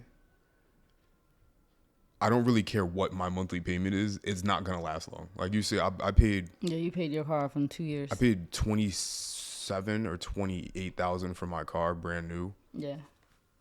And 2 years. I paid it off in 2 years. So for me, that's kind of just my view on things, right? Like, it didn't negatively impact my credit score. And if it did, because I'm still not sure why it dropped. Well, it makes sense why it dropped to 760, but like. Well, remember we talked about it. Like, the whole point of credit score is to see I know. You could prove how long you paid that off. So I know, but like, it's weird. People say it's backwards, but it's not really backwards because it's ranking it's grading you on how much you could pay back your debt. So if you pay it off, you can't prove that you could pay it. Right. Yeah. Like, consistently. But even still, like, okay, whoop-de-doo, it dropped to 760 or whatever it dropped to. Yeah. So like, and what? So for me, when it comes to monthly payments, even if the monthly payment is $1,000 a month, it won't be a long $1,000. Like, it'll be quick. So I just don't agree with the car thing in general, because the only thing I can say is that if your car just suddenly combusts and you don't have a car anymore, then that's a treacherous situation, and then maybe you might be in a position where you should probably take a loan to get a new car so you can go to Yeah. work and stuff like Cause I that. think you don't want to get that much of an old used car that has a risk to be a bigger financial burden. But the thing is, most people buy cars when their car is perfectly fine. Mm-hmm. Right? Like realistically, even me getting my car, I was using my dad's old car. I could have kept using that car. You I could have didn't- ran I his didn't- car into the ground for a few more years. Yeah, and it would have been perfectly fine. So I didn't really even need to get the car I have now, especially because I don't even really use it like that. All things considered, it My doesn't. mom's car was like a mess, so I had to. So for me, I think people buy cars or lease cars so frequently when they don't need them that you shouldn't not need it and then also be taking out a loan because you can't afford to pay for it. Yeah. So that's just my And opinion. the thing is, too, I noticed like when people have a car note conversation online, people don't be putting down nothing. Like people have no type of. It's crazy. Like people, that's why people are just faking their lives on the internet. 'Cause people have no type of like financial like literacy or anything. Like how do you put nothing down on a car? Like how do you put nothing down on anything? And then it's always like, oh, 0 down loans. Like that's a red flag. You shouldn't even be hyped about that. Like go like that's so crazy to me. Like that. Like I didn't even. No one had to even teach me that. For me, I was like, all right, if I put down like almost 10 on a $24,000 car, I should have it paid off pretty quick and have a low interest rate. My interest rate is like 1%, 2%. I forgot. It's very low. Honestly, I don't even want to buy anything from anywhere where they're offering 0% Zero down. now. Yeah. The Don't whole even- the whole point is they're trying to bring in brokies. Like Yeah, don't even put me in a place where they're offering that. Like it's not, a scam. Not to It's sound not even a el- scam, but it's a. It's not even to sound elitist or like anything like that, but I don't even want to be nowhere where they're saying put 0 down on this house. Don't even offer me that. Because that's like the dumbest decision you can make. Like everybody in my company has gotten a house. Like not everybody, but like the people who are in our age group. Because I've seen like at least since I've been at my job for the last 3 years, like 4 people in the group have turned 30 or are about to be 30. Like one of them is 29, one of them just turned 30. My boss was 29 when I first started. One of my bosses now was like 28 when I first started. So all these people were like kind of where we're about to get to. They're all just getting houses now. And I don't, I obviously know that they make good money because if I make good money and they're higher up than me, then I know they make really good money. I didn't ask them this, but I can guarantee you the reason why they were like closer to 30 or 30 is because they spent all these years now, which we're doing, saving a good down payment, on a house. And obviously the rule of thumb is 20%. I know sometimes it's hard for people to get 20%, but that's another conversation. Is it hard to get 20% because it's a house that you want? You can't get 20% for, you could get a house that's not that expensive, but it's the houses that people want that they like on Instagram or they like on Twitter, like house of my dreams.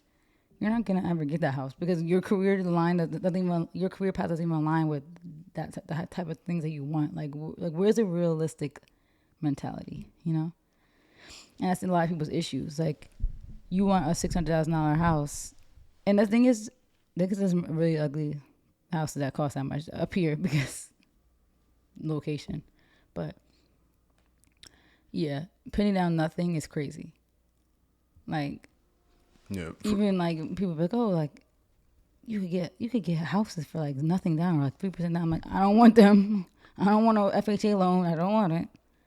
I want to put down as much as they can. If I really would hope we get to that 20%. But even if we're not at 20, 15, something, at least $30,000, I want to put down on a house, at least minimum.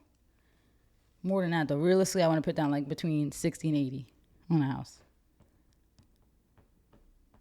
But we shall see when we get there.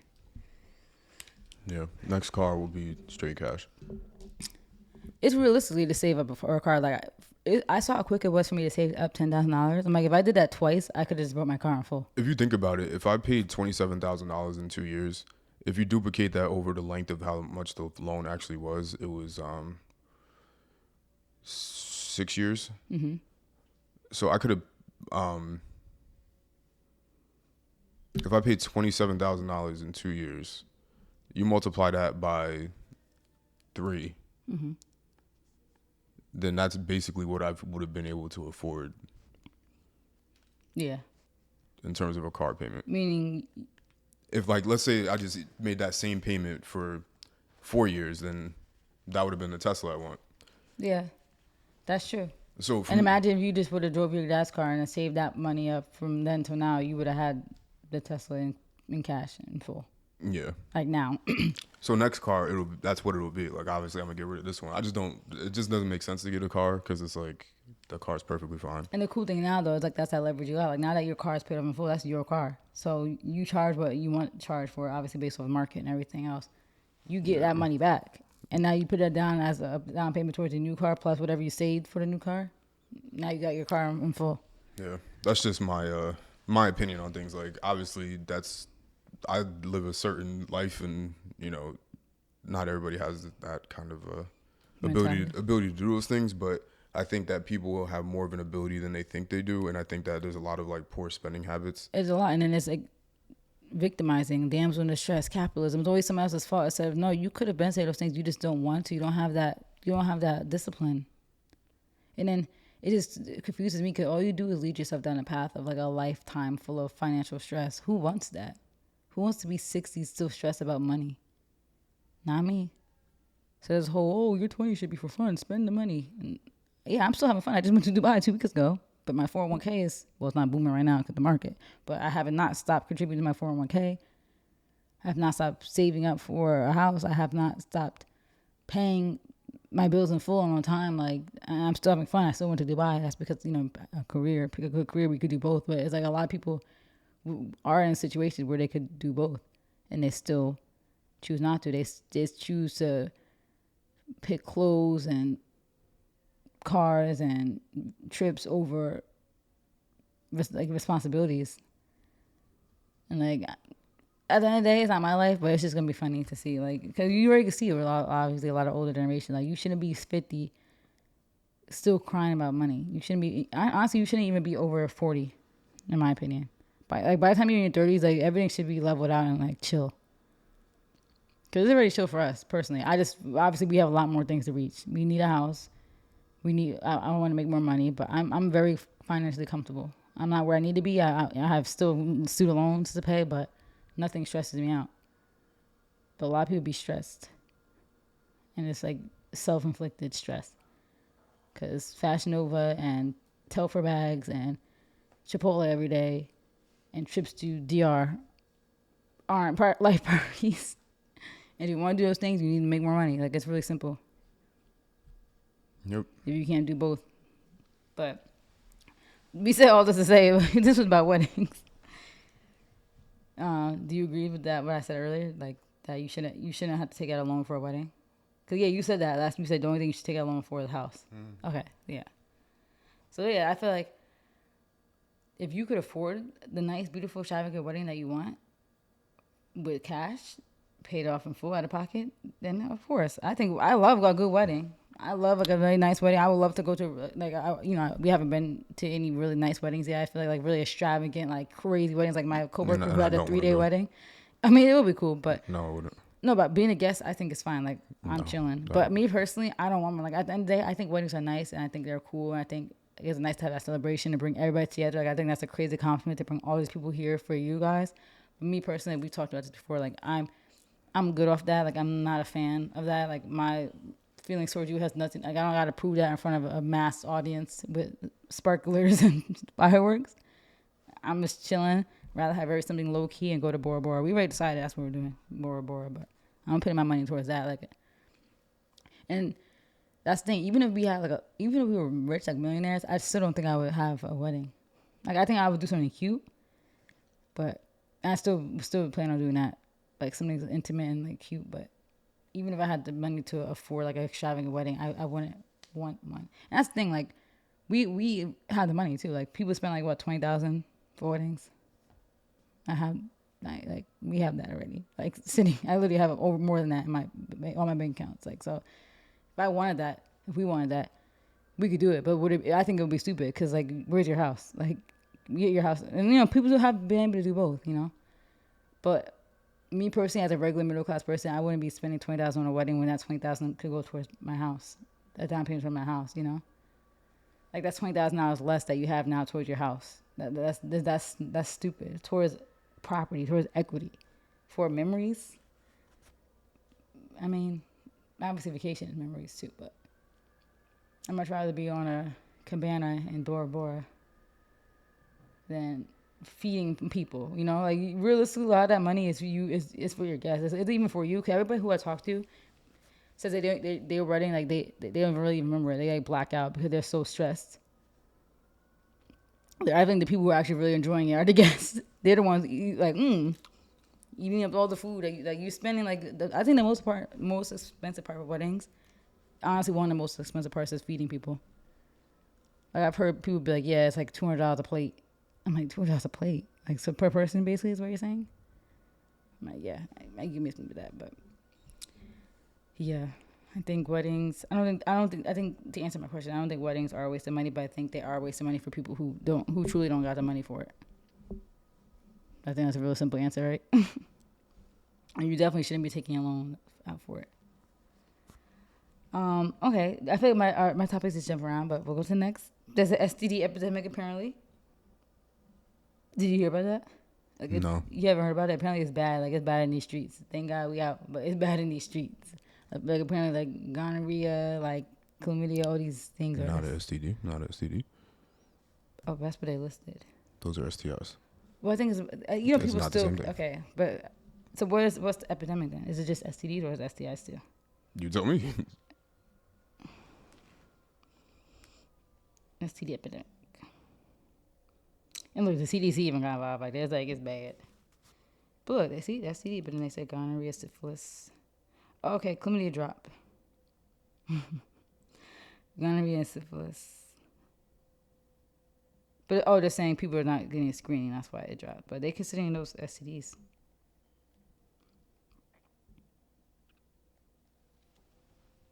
But, yeah, you're right. There is a difference, but I think people still consider it. They still all put under the same umbrella, but it's you see, this is a CDC. This is literally an epidemic. And I think, for me, my main thing I wanted to bring up with this is, like, I don't understand. Like, what do you think people's, like, what's the word? Reluctancy is with going to the doctors. Like, do you think it's a combination of fear and laziness? I remember a crazy scorching hot take. I think it's mostly women's fault. Women are the drivers of this epidemic? I don't know, but I'm going to say that they are because I am not. Let me say this before I get kicked off the platform. I'm not a doctor. No way have any medical experience. And my opinions are not based off medical fact. This is just all pure opinion that's coming. So don't kill me for it. But in my opinion, I think that, and I believe that doctors would say this is true. I think that when women have STIs and STDs, I think that their what's the word, symptoms don't impact them in the same way that they impact men.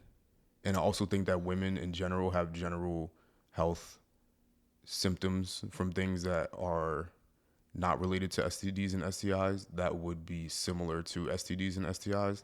That's true. That would not necessarily blatantly indicate to them that they have an STD or STI, but they might think that it's just a UTI or something else like that. Whereas men, our vaginas do just so much random stuff. Whereas men don't get UTIs. So if you're burning, yeah, then you got something.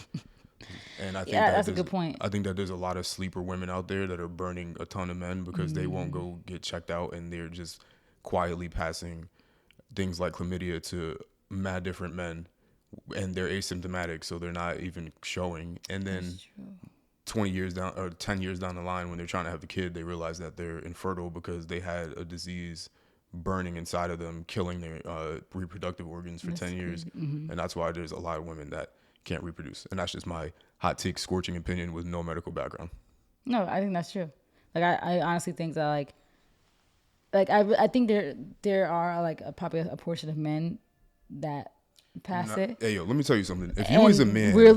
I think they purposely pass it, too. Some of them are, like, crazy. But I feel like, why would you do that? But, yo, as a man, if you're burning and you have weird creams coming out of you and you're sitting around with that for weeks and months... Yeah, you're just weird. You're crazy, bro. That's psycho. That's craziness.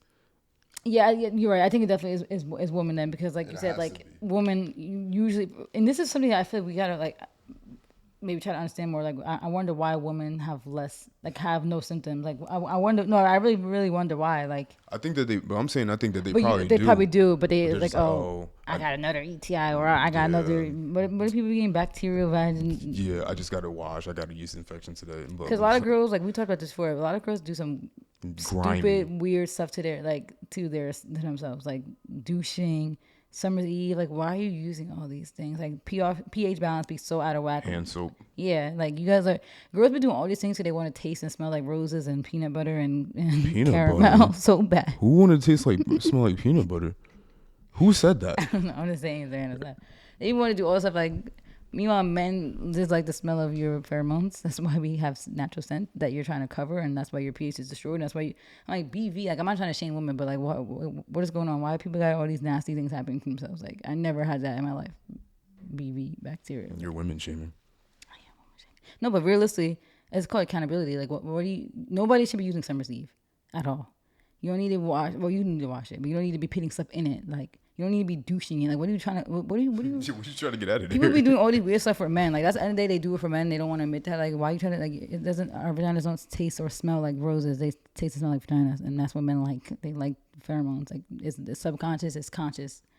They be doing all this weird stuff too. Then that's why they be going. They be going through it.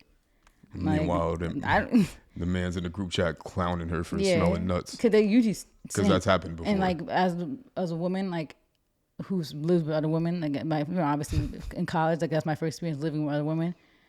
I'm like, it smells stink. nuts. I'm like, what are you using? And you look in the shower, it's like, oh, you got that summer leave in here. That's why your pH is off. And the room stinks. Like, why I shouldn't come back in the room Smell stink. like sardines. Like, I only live with 6 women, so if any of them are watching, we do process elimination. It's not the last 4.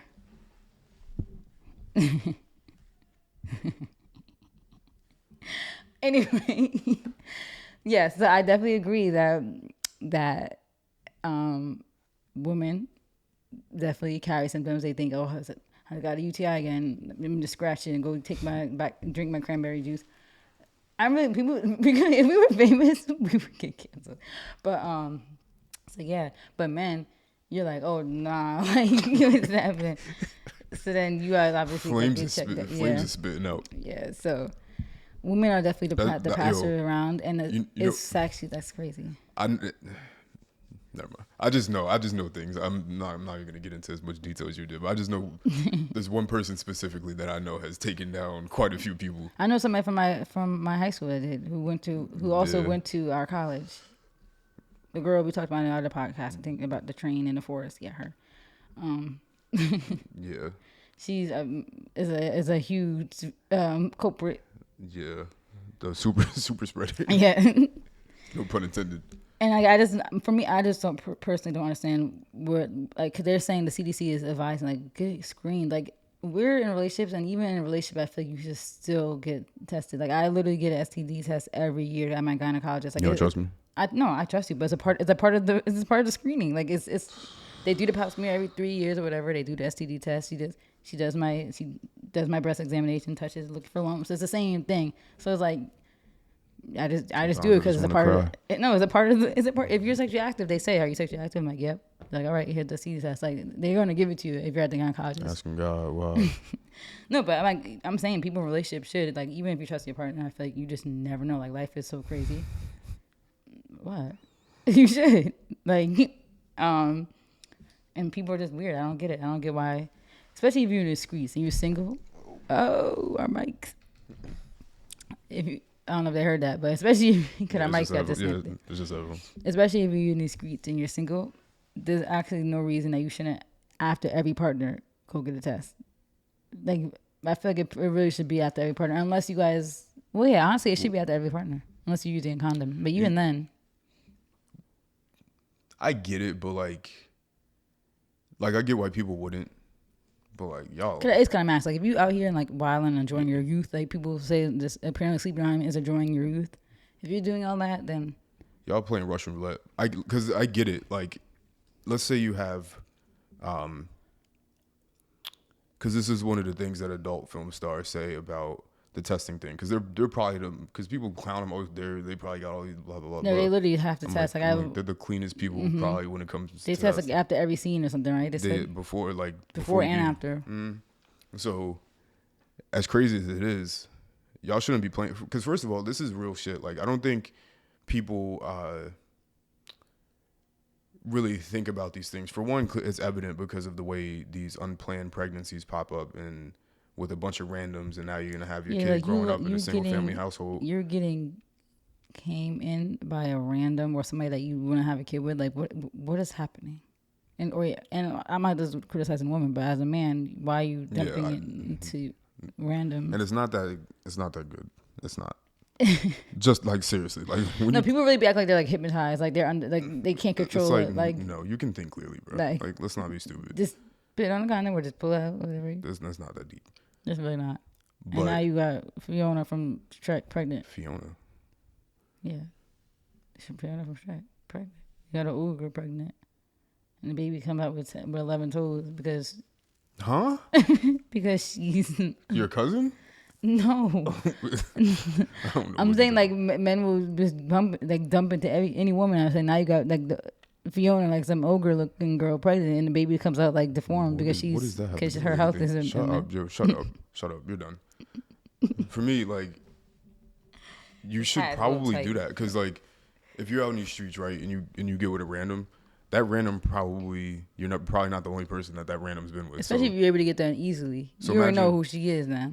like, imagine you and random A mess around, and then random A hooks up with random B, and then random A comes back to you, and then goes over to random C, and now you got like you're connected to now all these other people because random C and random B messed around with X amount of people, and that's why I remember there was somebody that like made their own like organization chart, like they I think I remember that. and it was like, or like it was somewhere somebody made some chart where like it basically estimated how many bodies you technically would have been exposed to by having sex with like 3 people or something like that, and it was something like 30, 40, 50 something. Isn't that actually really crazy? Some crazy number. That's why it's like Y'all playing Russian roulette, like it's crazy. like people can say whatever they want about like what they feel like is a way to enjoy your life. I'm good on my little calm life that I've had. Like I'm good on that. I don't think I've missed anything. What the possibility of getting HIV? Like yeah. Well, you missed out, but I missed out on what? I missed out on nothing. you missed out on the Russian roulette. Yeah, that's You- not. you That don't never- sound fun. You never know. I missed out on unenjoyable. Where you gotta wait 3 days to see if it Yeah, starts hitting. no, that don't sound fun. People who say this life is fun, yeah, okay. If that's what your definition of fun is, I think my definition of fun is being with one person who knows what they're doing and knows your body, and you have locations all over this planet. That's fun. But you guys have sex in Russian roulette is more basements. fun.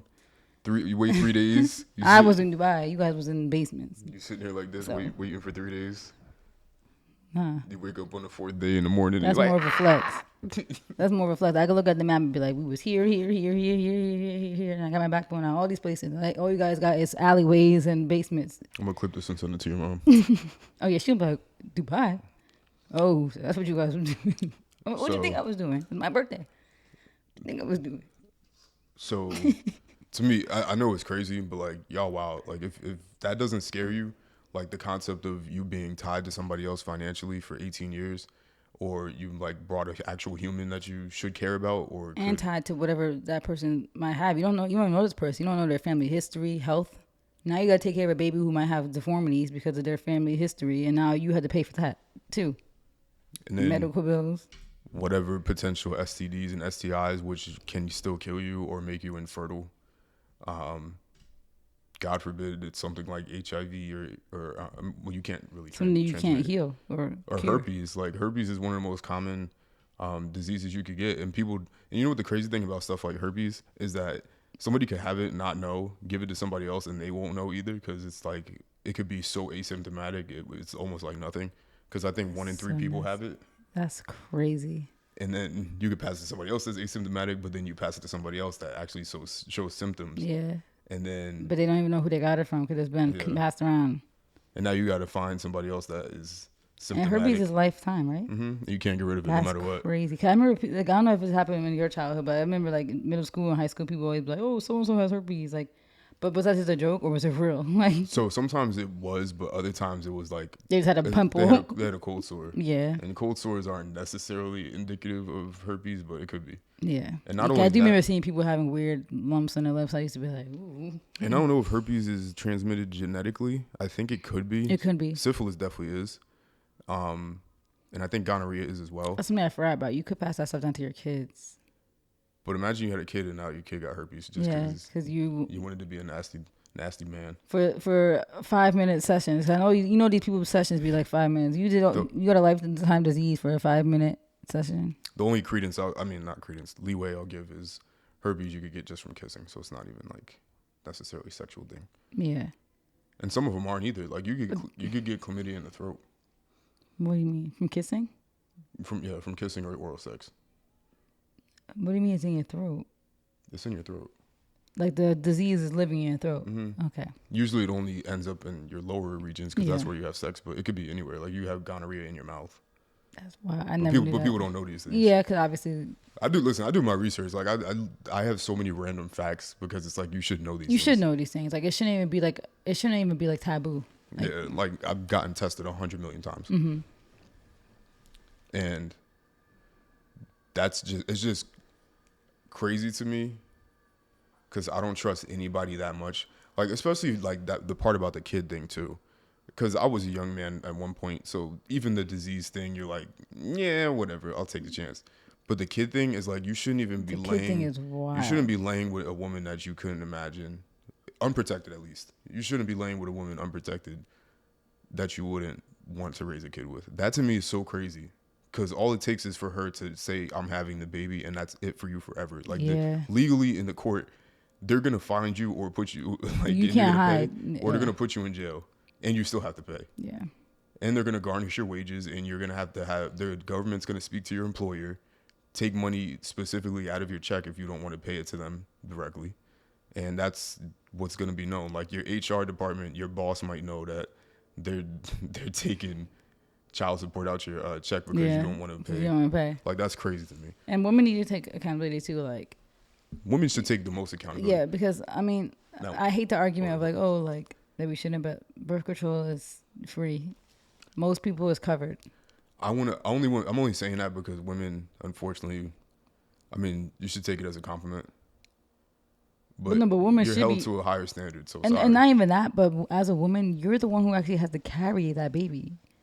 Your life is the one at risk. You're the one who actually has to give birth. Like, you're the one who actually has to go through it. Like, as a man, you might get a girl pregnant. You're like, oh, God, I got to pay. But as a woman, you actually have to push that out of you. Like, and you know, so why would you not be more sacred of your womb? Like, okay, this man might not take a condom or this condom might break. So I'm not going to, like, yeah, men should have responsibility too. But as a woman, I'm going to protect myself and my womb and take these birth control pills and just have an extra layer of protection. the other thing too, I think that the uptick in it is, I know for a fact it's going to get disgusting with these younger kids and already has. Because of social media? They're just exposed to so much more. Like, and I know the whole, I think the desensitization of sex and stuff like that is going to just make it a crazy. Because we had like porn websites, right? Yeah, but they got these it kids different. are They got a different level. Like, you might be on Reddit, you might be on Twitter, and you see stuff like and the way other people talk about it online, it's like I think these kids are gonna get filthy. TikTok trends. Like, they think it's cute and cool. Like, we wasn't even thinking about any of that stuff. Probably to like maybe 8th grade, 7th grade. There's nothing wrong. I'm not gonna say there's nothing wrong with it. You know, do what you do, but with that is gonna come that type of stuff that they're not going to take into account. Yeah, and the scary thing is these kids could be young doing certain stuff and then not even realizing the risk. Because all it takes as a woman to get pregnant is for you to have your period. And girls be having periods at 11, 10, 9. I have a period at 17.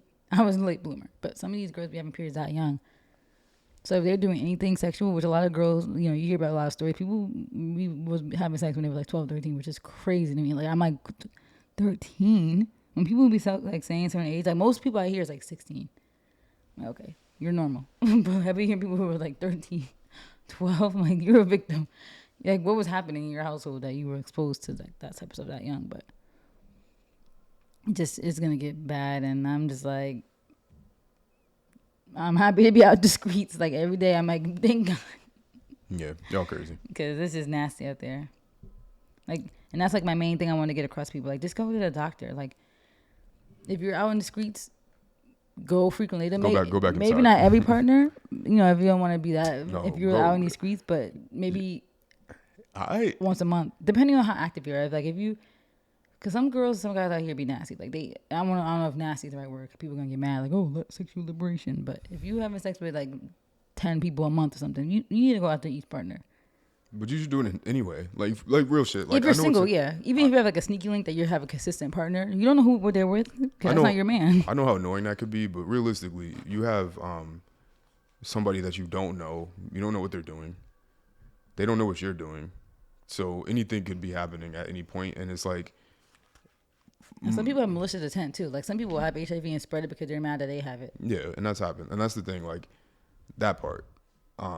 Or like people that have herpes and they don't want to tell any, like they're not going to say anything because they would never be able to get anybody. Yeah, they're embarrassed. So they're just going to do it anyway. And they're just not, they don't have a flare up that day. So you're not going to be able to tell. But like, yeah, just go frequently because this stuff could kill you. Like that's the only thing. If that, it really could. The most severe example. Don't end up with AIDS and you drop to be 70 pounds and then you die looking like a skeleton and your family got to see you looking nuts in a casket. Yeah. If anything, like at least do it for that. Yep.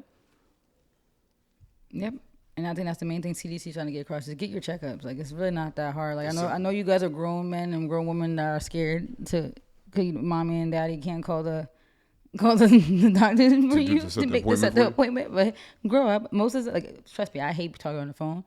It's 2022. Most of these things you could set appointments online. Like I haven't called a doctor or dentist in years. Like I set it up online. Like St. Luke's, I go to set up my appointment on the website and it automatically sets an appointment for a year. So my next yearly is November something. My next gyno checkup and STD test and. Now they know to find you at St. Luke's in November.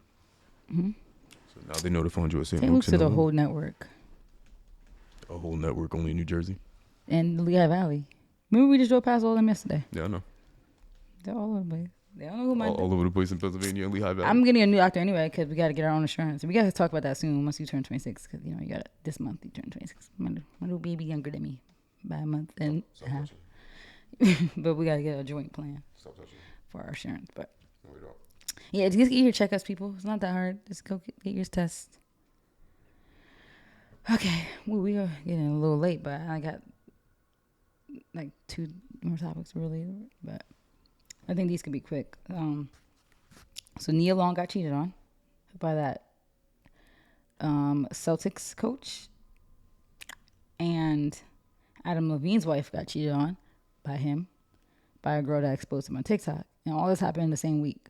So I feel like it was cool to just join the 2 topics, both of them. To something I noticed with both situations. Adam Levine's married to a Victoria's Secret model. I forgot her name, but she's a Victoria's Secret model. Nia Long is obviously Nia Long. So with both these examples, you have this, I would call them the brigade. I don't know what brigade we could call them yet, but of women that come into the women's defense and men too. How could you cheat on Nia Long? It's Nia Long. How could you cheat on a Victoria's Secret model? I'm like, how many times do we have to tell you grown people that looks don't mean nothing? Like, did we not learn that from Beyonce? Like, and I think the issue I have with that is, first of all, cheating has nothing to do with looks. You could be the most beautiful person in the world and be like annoying. First of all, you shouldn't be cheating on somebody just because they're annoying. At the end of the day, don't be in a relationship at all. That's just funny. No, but I'm being realistic. Like, men cheat for different reasons. That's the funniest. Like, some people think they're the perfect woman. Like, oh my God, I'm the perfect woman. How'd I get cheated on? No, you're mad annoying. You have sex like twice a month. You nag. You don't clean. Cheat on your girl because you're annoying. It's bad funny. No, but like some people realistically don't really like their girl or guy as a person. Like they really like deep down, like if the attraction is what led them together, but you realize they're not compatible. And none of these are excuses for cheating. I'm just giving reasons why I feel like some men cheat. Then none of these are excuses. Cause at the end of the day, just be single. Like that. But people think it's because it's Beyonce. Like, oh, it's Beyonce. But Beyonce can be the most annoying person in the world behind the scenes. So it's like, and I think the dangers of saying like, oh, it's Nia Long or Victoria's Secret, and this is what this girl said on TikTok, is by saying that you kind of low key put the pressure on the woman that like, oh, your looks, because of how you look, you shouldn't have gotten cheated on, and that low key makes the woman like as like the culprit, like you almost put the pressure on them. You got cheated on because you're ugly. Yeah, It's like it's weird. No, I'm saying it's like a weird thing. I hate that. Like, why you? It has nothing to do with looks. It has everything to do with the man. That's it. It's that simple. Like, as a man, if you don't like, if your wife can be the most annoying person in the world, then divorce her, or just don't ever like. No, that's what we always talk about too. Or get to know the person before you marry them. Because people would be so quick to be like, oh, 'cause I saw a tweet today. People change. People do change. People do change. 'Cause the person that you fell in love with might not be. We're not even married and you changed. I know. I haven't really changed that much. How have I changed? It's okay. You changed a little bit. I changed a lot. I'm a different person. But at the core, you're still you. No. And I am me. No. You are more core to yourself than I am. No, but the only thing that changed about you, you're just like my whole thing is my perception of you is like when you were doing all like I'm the the dancing fun guy. I feel like that was all a mask. I feel like that was never really you at the end of the day anyway. And who you are now is who you always were. Interesting. Yeah. See, I see through people. I read people. I feel like that was more. It was like not a distraction from something, but it was more so like a projection or a protection of your inner self to just be like that fun, bubbly person. To But I always noticed the person you are now is who you has always been there. You just did more. You cared more about outside perception than other people, and like I'm in college, I gotta be the fun guy, so I could be the cool man. Like I think you cared more about that at 17 than you do now. Like, 'cause you always just been chilling, cool, calm, and collected, but you just put on this other mask to be like the funny man. See, I know you. Don't touch me. Aw, that was deep. Huh? That was a deep moment. There wasn't a moment. That was not a moment. But yeah, at the end of the day, Nia Long and the Victoria's Secret model has nothing to do with how they look. Like, can we stop that? How could you cheat on Nia Long? Like, you don't know Nia Long. And beauty doesn't mean, like, beauty's not a barrier for who should be cheated on. So you're saying, like, that's what we're saying. So ugly people doesn't be cheated on. Like, just because someone looks really good doesn't mean that stops somebody from stepping out. Like, that doesn't mean anything. There's so many beautiful people in this world, too. Do the other women look better than these two women? That's what I'm saying. Like, so Mary that works at that looks better Subway deserves to be cheated on because she don't look like Nia Long and she's not Victoria's Secret. No, I'm saying, like, what if he cheated, like, what if Adam Levine cheated with a girl that looks better? Yeah. So then it's okay then. Yeah. Like, oh, okay, I get it. Since looks matters, like, oh, okay, that's okay then. Yeah. Like, I hate this whole, like, women don't realize how stupid they sound when they perpetuate that, because, like, you're really making looks like the epitome of who should be in cheating. That's why, like, you could get your point, but that's why I'm going to play a little bit of this clip that this girl just said it better than I could. The even funnier part about that is because women feel that way because they're dweebs and losers, that, like, y'all worship these women and, like, follow them and like their pictures and screenshot them. Oh, I gotta look like this. I gotta do my makeup. I gotta like look this to get this man. Like, you're all losers anyway. So you look up to these women and put them on such a pedestal that, like, they're goddesses and that they're not human, and you look at them that way and expect everybody else to look at that way. It's like, no, you're a loser, so, like, that's why you feel that way about them. Yeah. But in reality, they're just a regular person. Like, we're all human at the end of the day. Like, yeah, it's Nia Long, and Nia Long is Nia Long to everybody else. But to people that have more status than her, have a way longer career, have more money, or in general, she's probably, like, and this is no disrespect. I don't want to come across like it's disrespectful. But at the end of the day, we're looking at those people that way because we're not there. Yeah. But for other people that are there, that's nothing to like them. you know how many people, like someone like his husband has Adam so many Levine beautiful people that they probably come across on a daily. Like, they travel this world. Like, I know you guys' scope is only your block or your town, but these people see the whole world, and that's beautiful people around this whole planet. Not saying that this is an excuse for cheating, but their scope, like, there's the people that they come across probably in their eyes looks better than their wives. Clearly. 100%. Like the coach, they travel this whole country to play games. They go to clubs. They go out. They travel the world. Like, yeah, I just was listening to DeMar DeRozan talk about, and he didn't do anything cheating or anything like that, but he was just talking about, like, he had to think for a second. He just needed some time to think, so he just dipped to Mexico just on a whim. He's like, I'll go to Mexico right now. And you might see anybody in Mexico that week. Anybody in Mexico. Like, then you might see some girl who from, like, I don't know, Russia, that, like, looks better than any girl you've ever seen before. He said he went to Mexico just so he could prepare for people talking about him on TV. Like, so these people travel the world all the time. Like, yeah. Like, the infamous Giants picture when they were all on the boat, like that was right before the season was about to start. They just decided to all just go. Or how that girl just saw Drake at Turks Caicos. Like nobody even knew he was going. Yeah, She just saw his people, plane. Like, oh, he's here. people just pop up in these places. Like they could just go to Europe. It's because you don't see these people every day. Like right now, Jack Harlow could be in the middle of like Madagascar and you would never know. Yeah. It's like these people travel all the time. You don't know these people's day to day. And the people that they see, like there's so much beauty in this world. There's 7 billion people. So many like, people. Like, it's crazy. even if you, because really think about it, like out of 7 billion people, imagine you come across like even just 100 of the most beautiful, like just beautiful people anywhere. Like that's not even a lot of people. Out Yeah. of 7 billion, you just come across 100. Yeah. And I'm sure, like, because I usually see, like, people, like, all the time. I'm like, wow, like, when we travel, I'm like, wow, like, her features are so unique. Can you imagine these people? You probably used to walk past people every day, like, oh my God, who's that? And, like, none of this is an excuse for cheating. Like, I feel like with that, and that's why I could respect somebody like NLE Choppa who said, like, I'm young, I'm not ready to settle down. I can respect that. He knows he's young and successful and that he's going to run across many women and he wants to experience them all. Then be that. So, yeah, I agree. These men should not be making that commitment to somebody that they can't keep. That's why none of this isn't an excuse. This is more so just a criticism of women thinking that looks mean something. Like, that looks is everything. Like, these people are the only people in the world that look like this. Like, okay, yeah, a lot of men want Nia Long, fine, but that still doesn't take away from the fact that there's other women around the world that a lot of other men want too. Like, it's not just Nia Long. Like, and we don't know Nia Long as how he knows her. Not saying that she deserved anything, but we don't know who she is. I don't know if they if this is the right word choice, but I think that women conflate. The word is conflate. I think women conflate status and looks as well. I think that the combination of those, for some reason, makes it's not for some reason. I know why. Women conflate looks and status and think that men should make decisions on cheating based on looks and status. Mm-hmm. And the reason why they feel that way is because that's what women look at. Women look at status. They look at status and looks as a means for cheating or a means for pursuing people.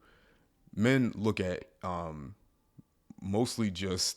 They look at looks too. They look at looks, but it's more often than not, it's mostly personality. Yeah, they don't care about status. They don't care about status, and I bet a lot of girls would get mad, like, "Oh, he picked her," because like that's the thing. Like, women are hypocrites. Like they'll say that, "Oh, he picked her because how she looks." Like that man like, picked her though. Like he downgraded. Like no, she's probably a way better person than you are. Like she's probably like the nicest person. Like that's why even like if you want to use like someone with status as an example, like people felt like that Holly Bailey was a downgrade from Ruby Rose for DDG, just because people think that Holly is not as good looking. People think her looks are not conventionally attractive as compared to somebody like Ruby, who's like obviously has a more conventionally attractive look and like the body type. But from what I've seen, all that drama when they were dating, Ruby seems like a toxic, crazy person. Like, I wouldn't even want to be her friend because she just seems crazy. Like, and I don't know her personally, so I'm not gonna talk about her like I know her. But just based off how she was on social media and just her track record of what we hear, like even Cardi tried to shoot her, but like I feel like she might just be crazy. Like, and Holly just seems like a calm, like nice person, So I feel like I hate when people be like, oh, he downgraded, like that man, like my ex downgraded, like I do feel like men see looks, but they don't care about status, they don't care about money. Let me be very clear.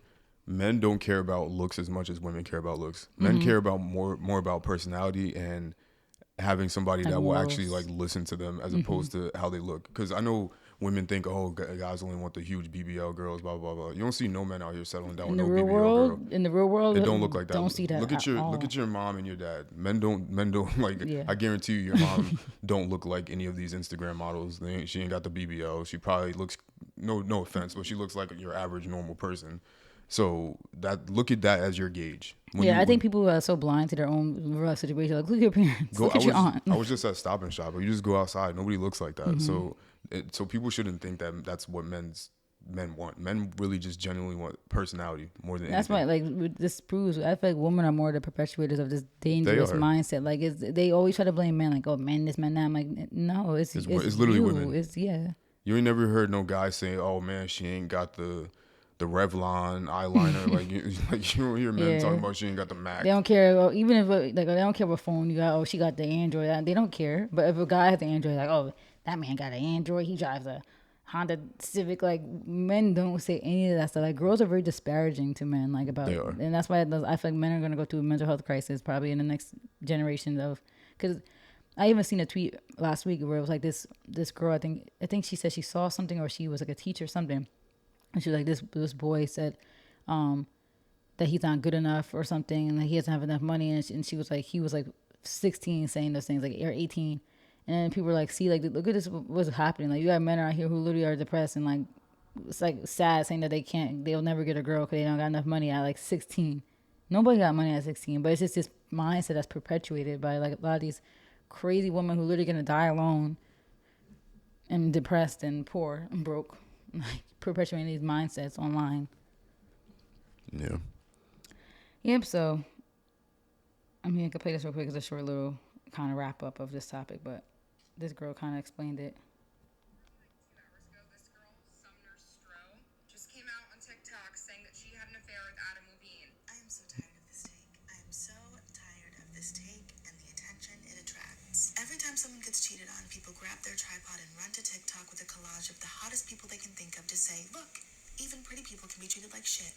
As if it's profound. Cheating has never been and will never be about a lacking woman. It has always been and will always be about a weak, non-masculine, immature man. It is due to a man lacking empathy, lacking integrity. It is a character flaw. It doesn't matter if the woman is perfect. It doesn't matter if the woman is such and such. It doesn't matter if she's rich, if she's talented, if she's XYZ. Because at the end of the day, Why is she talking like the this? person who cheats I don't know. She looks like themselves.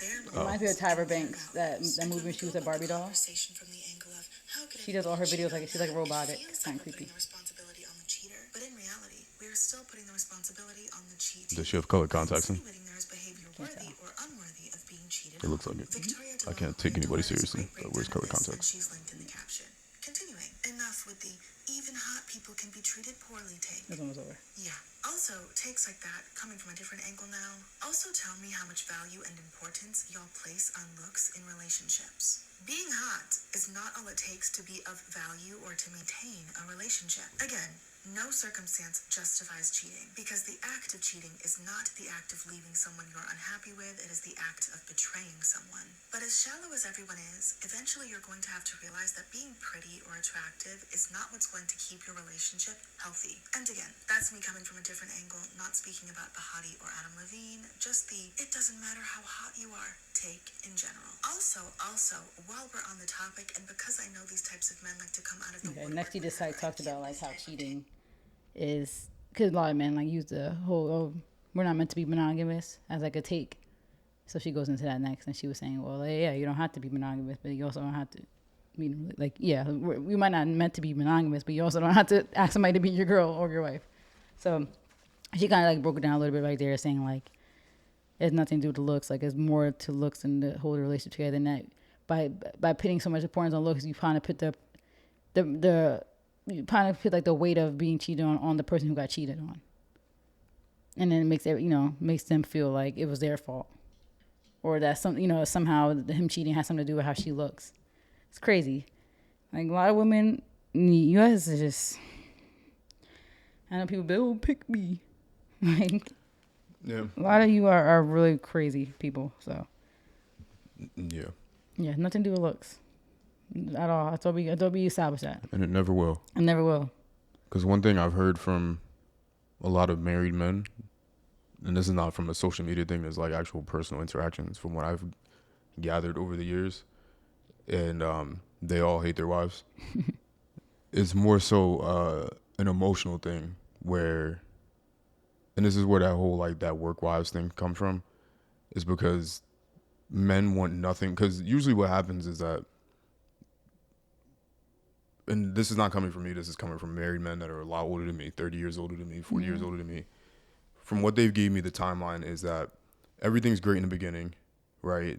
Then you get married and it's even better because Like I'm not gonna be explicit, but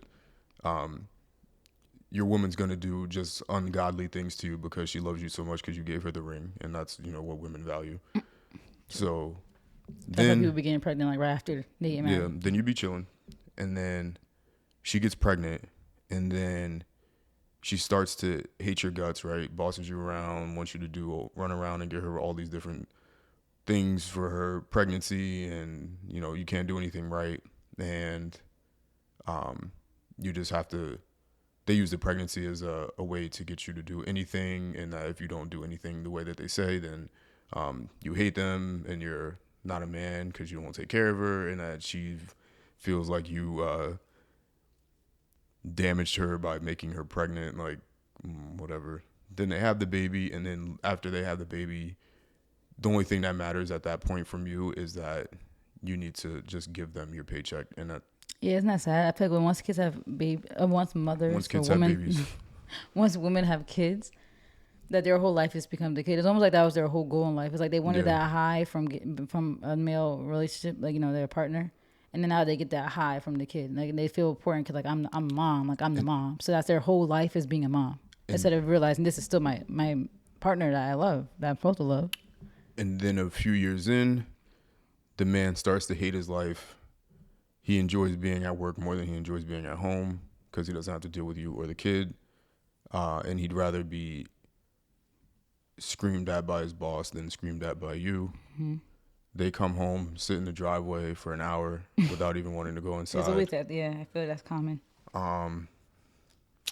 And then they just float through life for the rest of the time being miserable, and eventually they detach from their wives, and either they'll just be emotionally disconnected and just still keep floating through doing the motions, or they'll just try to search for some emotional support, which usually comes from the next closest thing that where they spend a lot of time at, which is usually work.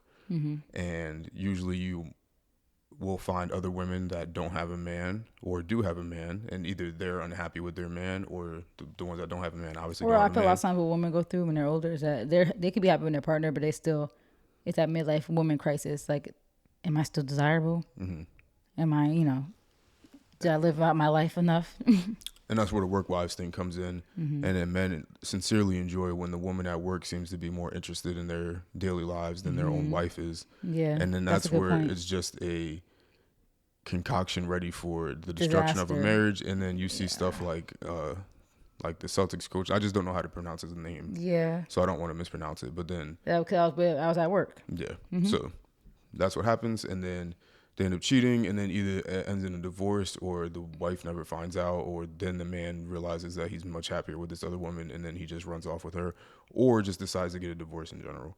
And that's kind of like the way I've been described the whole time. And that's why I always get it. Like I can't sympathize with it. I can sympathize to the point like, in the first half, but like the girl was saying in the video, is this the betrayal part? Because like you could feel all those things, and like rightfully so, because it's like that's sad. Like you should nothing like I love seeing like couples that have been together for like 30 or 40 years, and you can tell they still have that spark. Like they still like love each other. Like they still hold hands when they're out. Like even like your aunt and uncle yesterday, like I saw them holding hands. I'm like that's cute. Like and I mean they don't have kids, so it might be a different perspective for them. Kid, their whole lives has been them too, and like that's kind of like low key if you don't want kids. But just seeing that, I was like that's good. Like to see people, and like I remember there was a picture of your parents when you guys were on that road trip last year, and they were holding hands. I'm like, wow, like you could tell like that they still like really love each other. Like that's important. So I do sympathize with like men that go through that with their wives or vice versa, because like you are just a dollar sign and a paycheck to them. But like the girl was saying, it's the betrayal part. I think it will hurt worse to get cheated on than I'd rather you be like, I'm sorry, like I'm just falling out of love with you before even cheating on me physically or mentally, anything, emotionally. You could feel that way before even meeting someone else. You should already know if you feel that way or not. You don't have to meet someone else to tell you that you feel that way. Like for you to have that awakening. The last part that I've been told too is that once the kids go to college, usually the woman realizes that they get the most out because they realize that it's over. Like yeah, that high of I'm the mom and my kids depend on me. And your kid doesn't want to spend time with you anymore. And then they try to go back to the husband, but at that point the husband's been dejected for the past 20 years and he doesn't want to have anything to do with you. Yeah. And then that's why And I feel like divorces happen so much in that when age. the kids go to college. Yeah. Cause you have nothing left but to face your reality of it's just you two again. Yeah. And you hate each other. Yeah. That's so sad. I would never want that to be my life. Like, why would you not want your life to be enjoyable? And like, you guys both enjoy seeing the kids grow up and both and you're still involved in your husband's life. Like, you still care for him. Like, it's just, that's so crazy to me. Well, that's because women don't really care. They don't really care. They everything for them is an image. Like the husband, the house, the kids, all that is an image to them that they're just checking marks on. And that's why they care so much about, oh, are you married after certain years of dating? I'm like, do you even like the person? Like, you care about the ring. Do you even like the person? Like, or you just care about the image of being married? Because, like, at the end of the day, who cares? You know, it's like, it's sad. And that's why, I don't agree with cheating, but I do understand why it's usually men, too, that do it. City boys.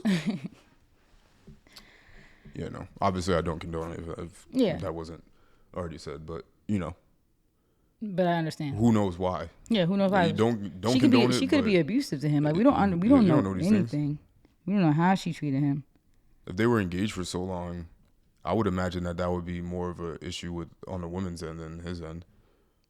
Yeah, I because if he made the commitment to marry you in the first place, then what's the holdup? Yeah, I would imagine the holdup is on the woman's end. Yeah, because like he would never did that if he didn't want that. It's So this crazy. Adam Levine, I don't pay attention to this shit. So she posted some screenshots, right? Yeah, it was this girl. You can see her in the beginning. This ugly girl in the background. This is somebody. And she did it for clout. She did. You could tell she did it for clout. Like she just tried to like people's like conclusion is Adam Levine. I guess his wife was pregnant, just announced she was having a baby. Like literally like right before this happened, and that this girl was just hating. Like you was a side chick. You thought that you were really about to be with this man. And people going through her old TikToks. Like, she been making, like, weird jabs, like, playing his music on her TikToks or saying stuff about, like, oh, he said he likes blonde better. And, like, laughing because his wife is blonde. Like, nah, he likes brunettes. Like, doing, like, weird subliminal stuff that, like, now that the wife could go back and look at, it's probably mad disrespectful.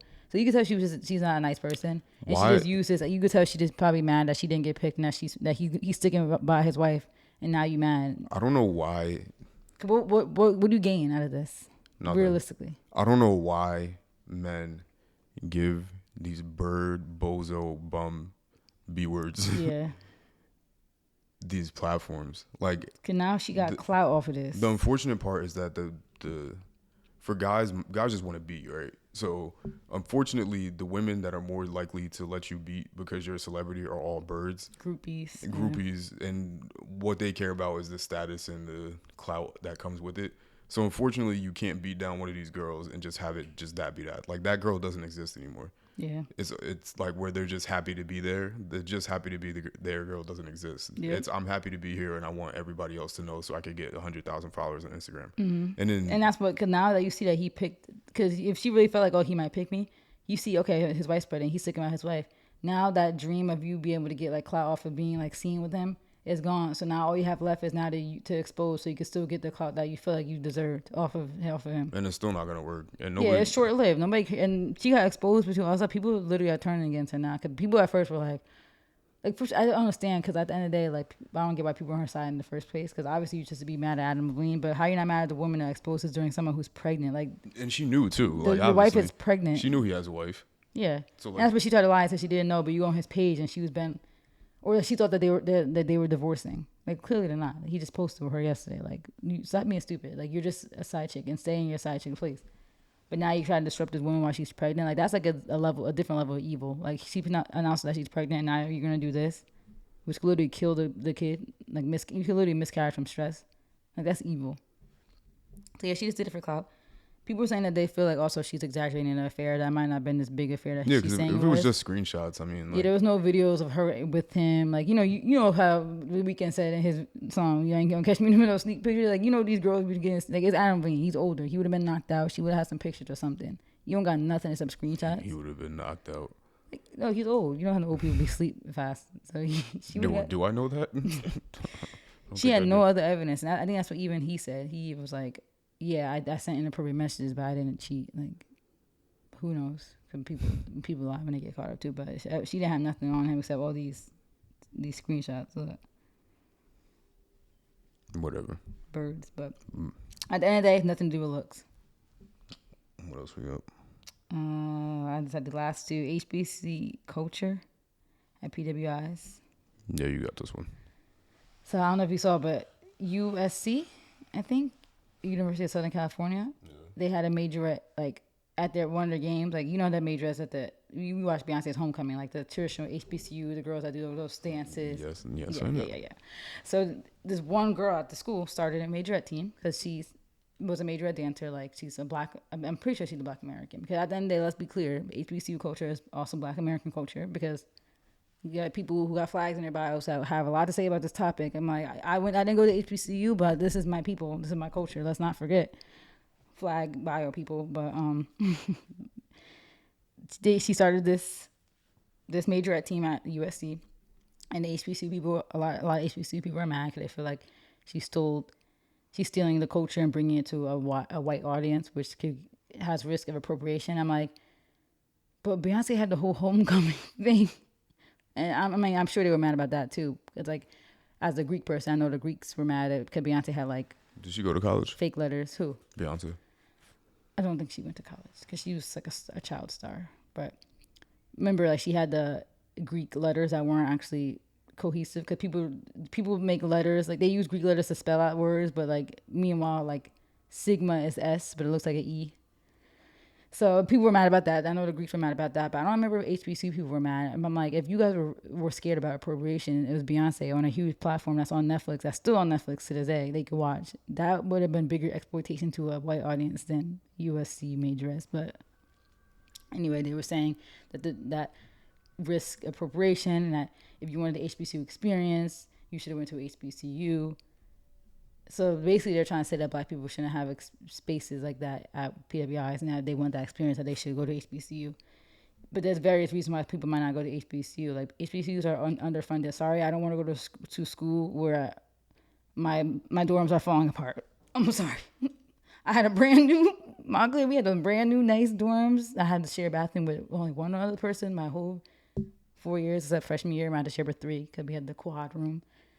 Sorry, I don't want to go to a school with rats and just for the sake of HBCU culture when I'm a black American. This is my culture. This is my daily life. This is my livelihood. I don't need to go to a school for that, you know?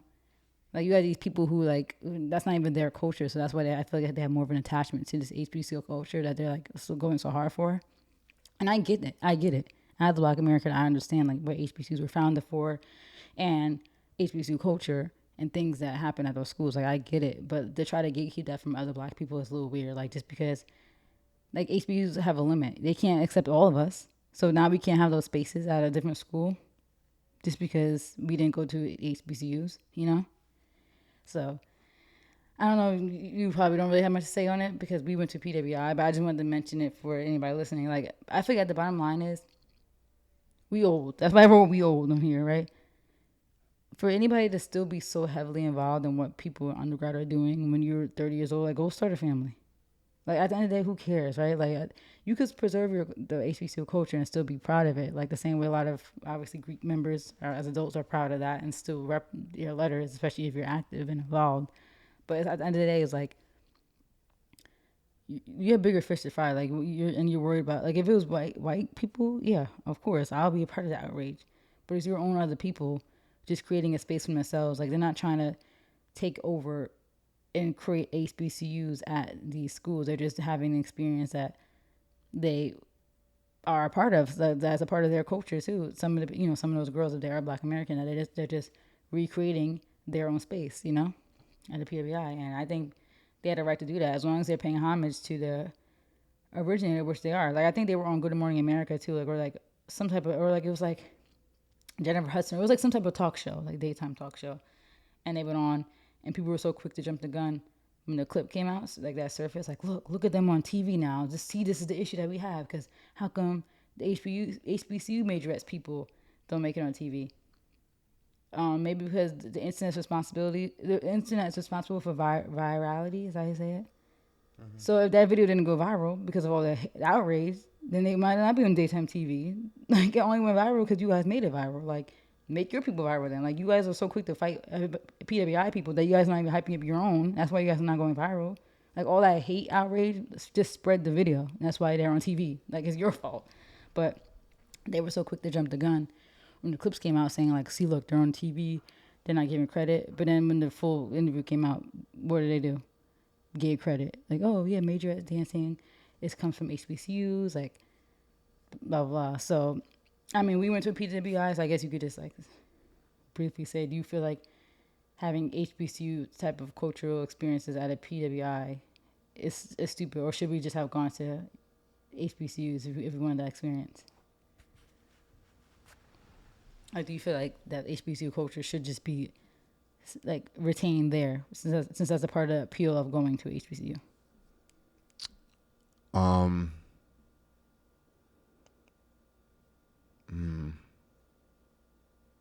I see both sides, but I also was still on the side of, you're not gonna keep Black American culture from a Black American, no matter what school I go to. Sorry. If you want to keep it from immigrants, Caribbeans, Africans, whites, sure, but you're not gonna keep it from me just because I decided to go to a different school for my personal reasons, mostly money and being in state. It's a tough one.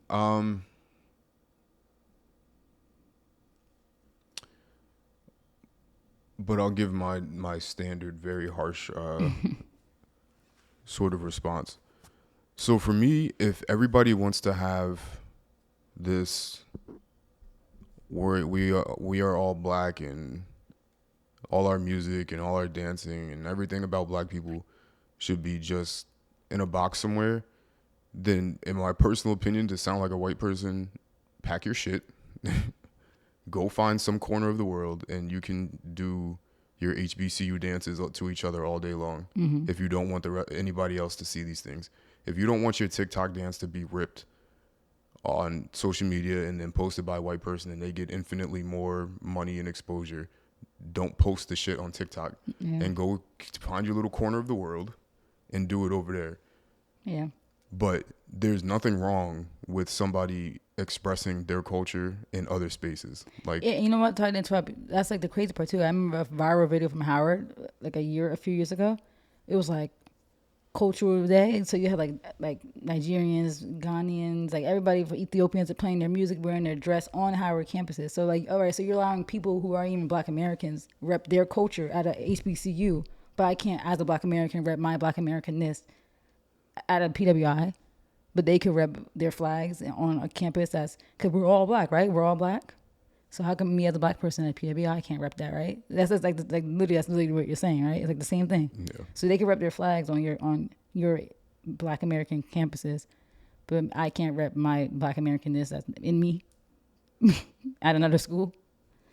It's stupid. So sorry, I didn't mean to cut you off, but I just wanted to make that point. 'Cause I remember when that video went viral, a lot of people were actually kind of mad, like, why are they having that? Like, you know, why? You know, I didn't have an issue with it, but some people did have an issue with it because they feel like we're ostracized when we're in our own country.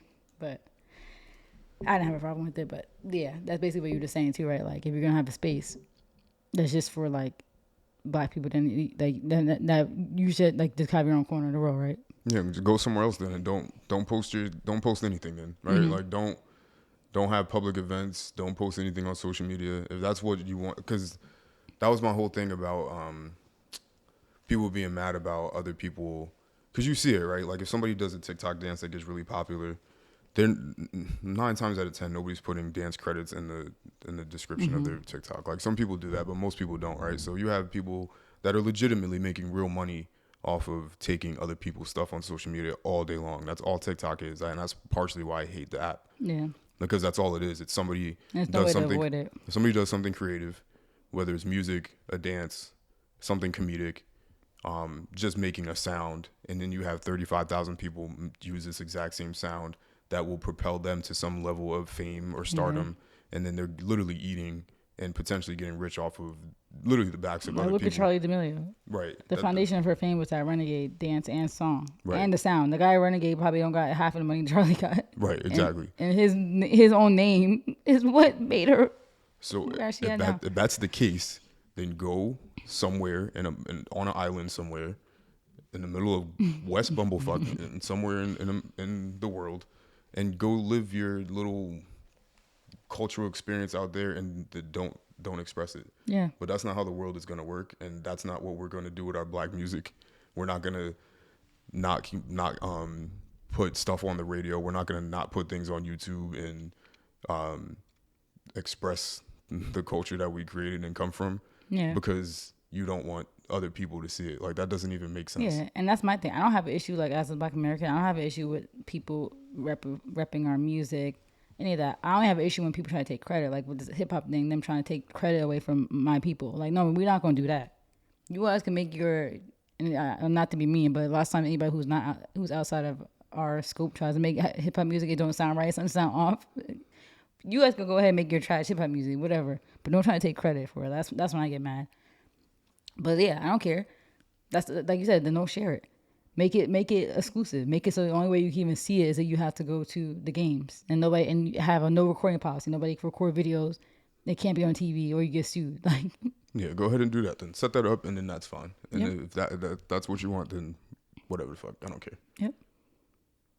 It's Like, crazy. I don't agree with the, like,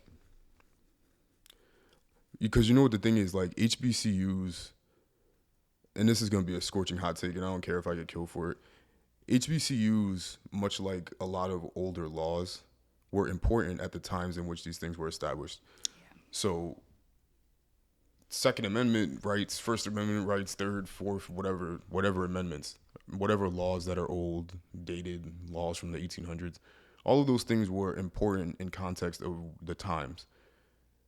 It's not like I'm going to say HBCUs aren't important, but they're less important as time goes on because we could go to other schools. we can go to schools that have better programs that might be better for it. Better Like, just funding, because better dorms. like I never signed on with that. Like, I get the whole we need to support each other, we're all black kind of thing, but the more you limit yourself in the world to just we all have to do this as a black thing, the more you're gonna struggle to progress in the world because you cutting off so many other resources.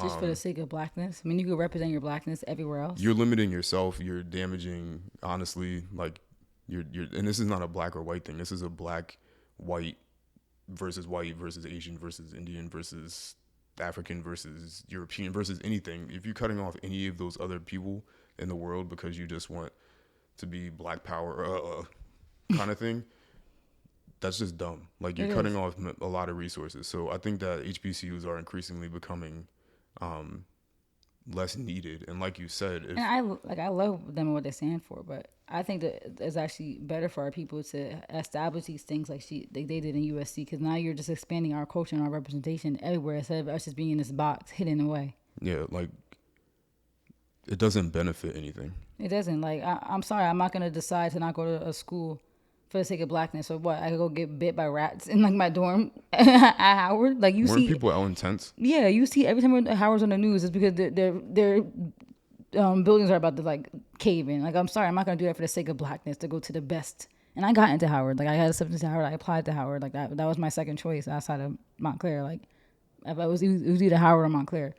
But I'm not gonna go to literally dilapidated dorms for the sake of, I'm at Howard. Okay.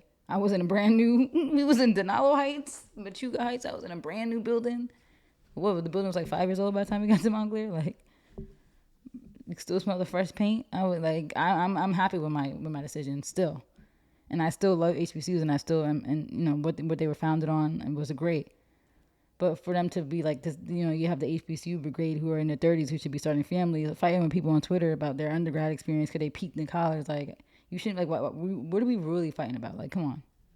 If it was white people, okay, sure, yeah. I'm going to be like, yeah, where's the credit? Like, you know, don't be jacking without credit. But, whoa. But it's literally black people at another school. It's not like it was. And you know what's funny, too? People bring up, and I'm in Greek life. They're like, don't Greeks be accepting white people all the time? Like, they do. The D9 there be white people all up in our sororities and fraternities. And people be like, yeah, it's like, remember the Kappa, the white Kappa that went viral? The white Kappa, oh my God. Like, this man literally got followers because he was white, like, appropriating our culture. But honestly, no, I don't remember seeing no outrage back then, but when you see other black people repping, it's like they want to, it's almost like black people have such a competitive nature. So it's like they want to gatekeep that aspect. It's like they want to have something to gatekeep from each other, which is crazy, right? That's why I say, you're not going to gatekeep from me. Like my ancestors built the fuck, I school don't, you yo, go to. real Like, shit. I don't let's- give a fuck. Like, let's keep it a stack. Like, I'm not in college. Yeah, right. Like Like, we got careers and families to start. Like, not that the drum majors and that whole culture isn't like something that's important, but I don't give a fuck. Like, Yeah, like, what- seriously, like, what are we talking about here? like I said, it's the peaked in college people. Like that, their whole life revolves around the school that they went to. What are we talking about? Let's move on to something else. But yeah, so last topic. This is all these are old topics. So if anybody's still listening, thank you. But DeAndre Nobody's Brown. listening. I promise you. There'll be about Well, we're gonna continue. 10 minutes worth of listens. But DeAndre Brown, the guy from TikTok who got viral during COVID, because he's, everybody doesn't know he's a black gay man, so you might recognize him. But he made all those at home videos, working from home, relatable videos, and he's known for that viral sound like "Don't let my class fool you." Like, I love a good hit jam. He made like he was saying how he's like a classy man, but like he will act up with the hood music still. Like, he went viral for that. And what I want to talk about with this real quick is like, you have somebody like DeAndre Brown who came up when he was relatable to everybody. Like the work from home stuff we all relate to. He was at a regular, and the thing is too, it's funny because people say they can relate to him, but a lot of people still couldn't relate to him when he came on the come up, because he was working in like investment banking, like the stuff we were talking about earlier. Like this man was making way more than 6 figures at like 20, 21. Like he was. So you guys already couldn't relate. So I don't understand why they're so mad now, but relatable. We work from home, like Gen Z / millennial, like dealing with the teams, like making all the funny like team videos, like rubbing your computer like to wake it up while you're taking naps, like the funny stuff. So when people can relate to you, it's like, he's so funny. We're rooting for you. When he started getting followers, like, yes, like you're coming up, we're rooting for you. But now that he's actually come up to the point where now he doesn't even have to work that job anymore, like he's able to be a full-time influencer, move to LA, I think, makes all his brand. He had the LinkedIn deal, the Microsoft deal. Now all of a sudden people are like, oh, he's elitist, because now he's making, like, he made a TikTok saying like he feels like if you have a birthday dinner, that as the birthday person you should be paying for everybody to eat because you making them come out to eat on your birthday. I'm like, that's not a hot take. Like, that makes sense. I don't agree, but I'm like, that's not a crazy opinion. Like, I'm like, what if you don't have money and like your friend's mad at you if you don't go to her birthday dinner? Then pay for my dinner. Like, you want me to celebrate, but you didn't pay. I don't agree with that. People were so mad about that, and now it's just like this. Don't you invite people to a wedding and pay for everybody else to eat? Yeah. So Yeah, same shit. Literally the same thing. It's not a hot take. That's why I was like, why are everybody so mad? Like, I don't agree, but that's not a crazy mindset to have. Like, you don't have to. People don't have to do anything for you. If they want to, then yeah. But at the end of the day, realistically, the expectation should be on you. You invited me out. I didn't want to go to this. If your friend plans a dinner for you, then yeah, that's different. They're gonna pay for themselves, and you. But people think that you should always pay for the birthday person. Like, if you're out to dinner for them, that they invited you, that you should still pay for them to eat. And that's what he was basically saying. Like, no, you shouldn't. But so people, he made that video. I don't know if he made other ones. So now you have all these people that were like, oh, he became so elitist. Like, he's this, he's that. When first of all, his content was always really like, It always was. It was always about being elite. Like, his whole thing was like, the elites, my Versace robe. I'm a 6-figure investment banker, and I make this much money, and my dog, like, he had his little dog, like, oh, my dog is bougie, doesn't want to hang out with your raggedy dogs. Like, he was always just like the funny, kind of fake elitist, but might really actually feel that way. But I feel, it's all satire, I feel like. But now people think that he actually is that because his money is different. Now he's at a different level. So once you elevate, people all of a sudden now see you as the enemy. Like, oh, he perpetuates capitalist mindset. He's so elite. Like, he's so elitist. And like, it's just like, you guys are just haters. Like, in my opinion, I think people start to hate on you. Like, once you're no longer relatable to them, they hate. And I feel like everybody experiences that on a low level if they elevate in some ways. I feel like, I always got to tie it back to my relatable life. But I feel like, for me, for example, I feel like when I was the goofy friend in high school, like most of my friends were in National Honor Society. I wasn't. My friends got into good schools like, Rutgers, Penn State. I didn't really get into like a top school. But then we get to a point, where you're no longer the goofy funny friend. Like, you're elevating. Okay, oh, you got your bachelor's. Oh, you got into grad school. Oh, you got your master's in a year. Oh, you got a job at a Fortune 500. Oh, you live in a luxury apartment. Oh, you got a brand new car. So now it's like they look at you like you're no longer that goofy fun Mal that we all knew growing up. Oh, you think you're better than us now. You think you're better than us because you got your little master's and work at Prudential.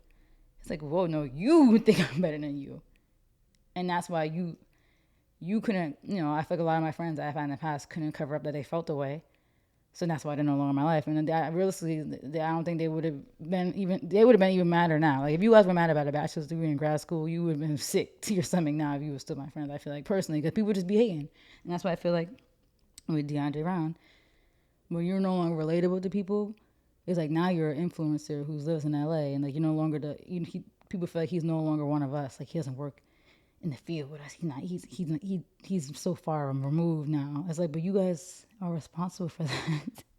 You gave him the views and the likes and the shares, and now you're mad that you no longer relate to him. When he's still him at the end of the day, like he's still producing the same content he always did. It's just that you now have this preconceived mindset that you think he's just this alien to you because he's not in the same range anymore. And people are just like psychotic. Like it's like the same cycle. People build these people up, and once they see them making it, like they're not genuinely happy. I feel like that they actually made it. They're mad now. So I just think it's annoying. Like seeing the switch up. It's like inevitable. It happens every single time. Every single time, people are gonna find an issue once they're hating on you. And I think it's just a life lesson for us all. Like I think it's not a coincidence. Most people lose a lot of friends in their like early 20s to like 30s. It's no coincidence because during that time, you got the people that just don't go nowhere in life. And you got the people who are literally like up and beyond, so far from like where everybody started. And instead of people seeing that as like, I'm happy for you and that this is still the same person, they see you as like this alien almost, like you think you're better than them. Like they just start coming up with these things. Like I even had ex-friends that said that I thought I was like better because I was in a sorority. Like, oh, you got your sorority sisters now. I'm like, whoa, that's your perception. Like, 'cause now I have more people in my life that I have to like you're no longer just like my only person in my life. Like I have other people now that I need to like allocate time to. And now you have this mindset in your head that I abandoned you in some way to hang out with like my new friends, like some type of crazy like mindset that people just get of you now when you're like when you do different things and elevate. It's just sad, honestly. But I'm still gonna support DeAndre. People are haters and weird. So, yeah. Yeah. Anything you want to close it? Anything? Because this is like the last topic. So, Nope. Do you feel like you experienced that though? With like, No. You don't think people switched up when you start doing like better things? No. Maybe it was I think men deal with it too, but I think girls deal with it more. Nah, in all honesty. Cause men honestly sometimes seem like they're more supportive of each other. Women seem more competitive for some reason. No, I can't point to anything specific. The only thing that I would say, and I hate talking about myself in this way, but the only thing I would say is maybe not a switch up because I can't think of anybody specifically, but I can tell when there's like when there's been an intimidation factor with things that I have done or do. Like you can tell when people are looking, right, and paying attention to certain things that you do and where you're traveling to. Mm-hmm. The traveling is the biggest. Like, oh, you guys are rich and your life is great. It's like like that kind of stuff. Like for me, $1,600, not rich. For me, I always look at that stuff as being like I said this before. Like I don't take any compliment or any sort of like highlighting of something that I'm doing in a positive way. So if there's anybody watching that knows me, don't say anything positive to me because that just like it portrays negativity to me, like in my opinion. It just be the way people say it. Because there's nothing that's ever a compliment, right? To me, like no compliment to me is really has ever usually come across as being something like genuine. Usually, it's because there's some underlying thing that person isn't doing that is the reason why they're giving the compliment. So, for example, if I get a new job or something, or if I travel, let's say I travel to, let's say I go to the Maldives, right? Like next week, I'm going to get comments about, oh my God, it's so beautiful. I want to travel there. This is my bucket list. Like all that stuff is not like a genuine compliment to me because all it's doing is pointing out to some underlying thing where either you feel like you're not making enough money to go do that, or you just aren't in like you haven't had the ability to go there and you're trying to place yourself in my shoes because you want to be there, and that to me is like what's underlying, and it comes across that way to me. So to me, those compliments there's never like a real genuine compliment, right? Especially when the compliment turns into them. Like I had a coworker who could afford it. Like she makes more money than me. But like when she was like, "Oh, you went to Dubai," like, "Oh, that's so cool," and then like quickly is, "Oh yeah, like me and my husband, like we wanna travel." Like I mean, I don't think it's not always necessarily underlying because you just be trying to relate. But it's like yeah, we're about to get like we just been. Cause now I was like I didn't ask. Like it's like it's like we've been struggling because like the wedding is up and now that we're settled down and COVID's over, like we're gonna start traveling more. Like I didn't ask why you wasn't traveling. It's like they're overcompensating to explain why she hasn't been to Dubai yet. Yeah, like I didn't ask. Like Yeah, I didn't. it's like I just went because I wanted to go. Like I'm not competing with any of you guys. Like I just want to go. Yeah, I don't take them well because it's usually not like it's never a like, yo, Dubai is or yo this picture looks cool, or like I like the way you took this picture. Yeah, it's never that. It's always, oh, I really want to go. I want to go there. This is on my bucket list. Yeah, like if this. Oh I my wish god, I this could is have my, went. yeah. I'm Like, jealous. oh yeah, yeah. It's That's never. not a- It's never just like, oh, you look great. I hope you're having fun. Yeah, that to me is an actual compliment. If it's If you gotta bring yourself up, it's not a compliment. like people that I know, and I'm like, oh yeah, I'm going there. It's like, oh fancy, oh you got money, oh like you going to Dubai. Like that to me is condescending, and I don't like you. Like if you talk to me that way, because it's a negative thing. Like it is. Like first of all, you're judging me. You think that because we're in the same job role, even that I probably don't even, and I've been there for a shorter time. You probably feel like I don't even deserve to go. You're probably jealous because you would want to go, but you can't, and you probably won't. Like, and it's not even like an elitist thing, or that I think I'm better. It's just You're younger too. Like people It's also just- do that. Like you guys decide to have kids and have bigger responsibilities. Like not my fault. Like No, it's I'm using my money to travel. this is coming from people that don't have kids either, which probably makes it even worse. Like, Well, it's because they have higher expenses everywhere else. Like it's like then live in Jersey. Then they want to live in New York, but then be mad they can't live in New York and go to Dubai. yeah, Then live in somewhere cheap. yeah. cheaper. So I can't think of someone that's switched up necessarily, but I do think there is definitely, and it's always been like that. I feel like there's always been that sort of intimidation factor from other men And that it's I've gotten. sad because you feel it. Like for me, Yeah. it didn't happen until literally like college because But I just started looking better. I got a boyfriend. Like I was always a single friend, virgin, didn't have a boyfriend. Now look at me. I'm like probably the only one out of all my like childhood friends with a stable actual like relationship. You know. And what made it worse is that the women like amplified that so much. It's the woman more. That's why I think women go through it more.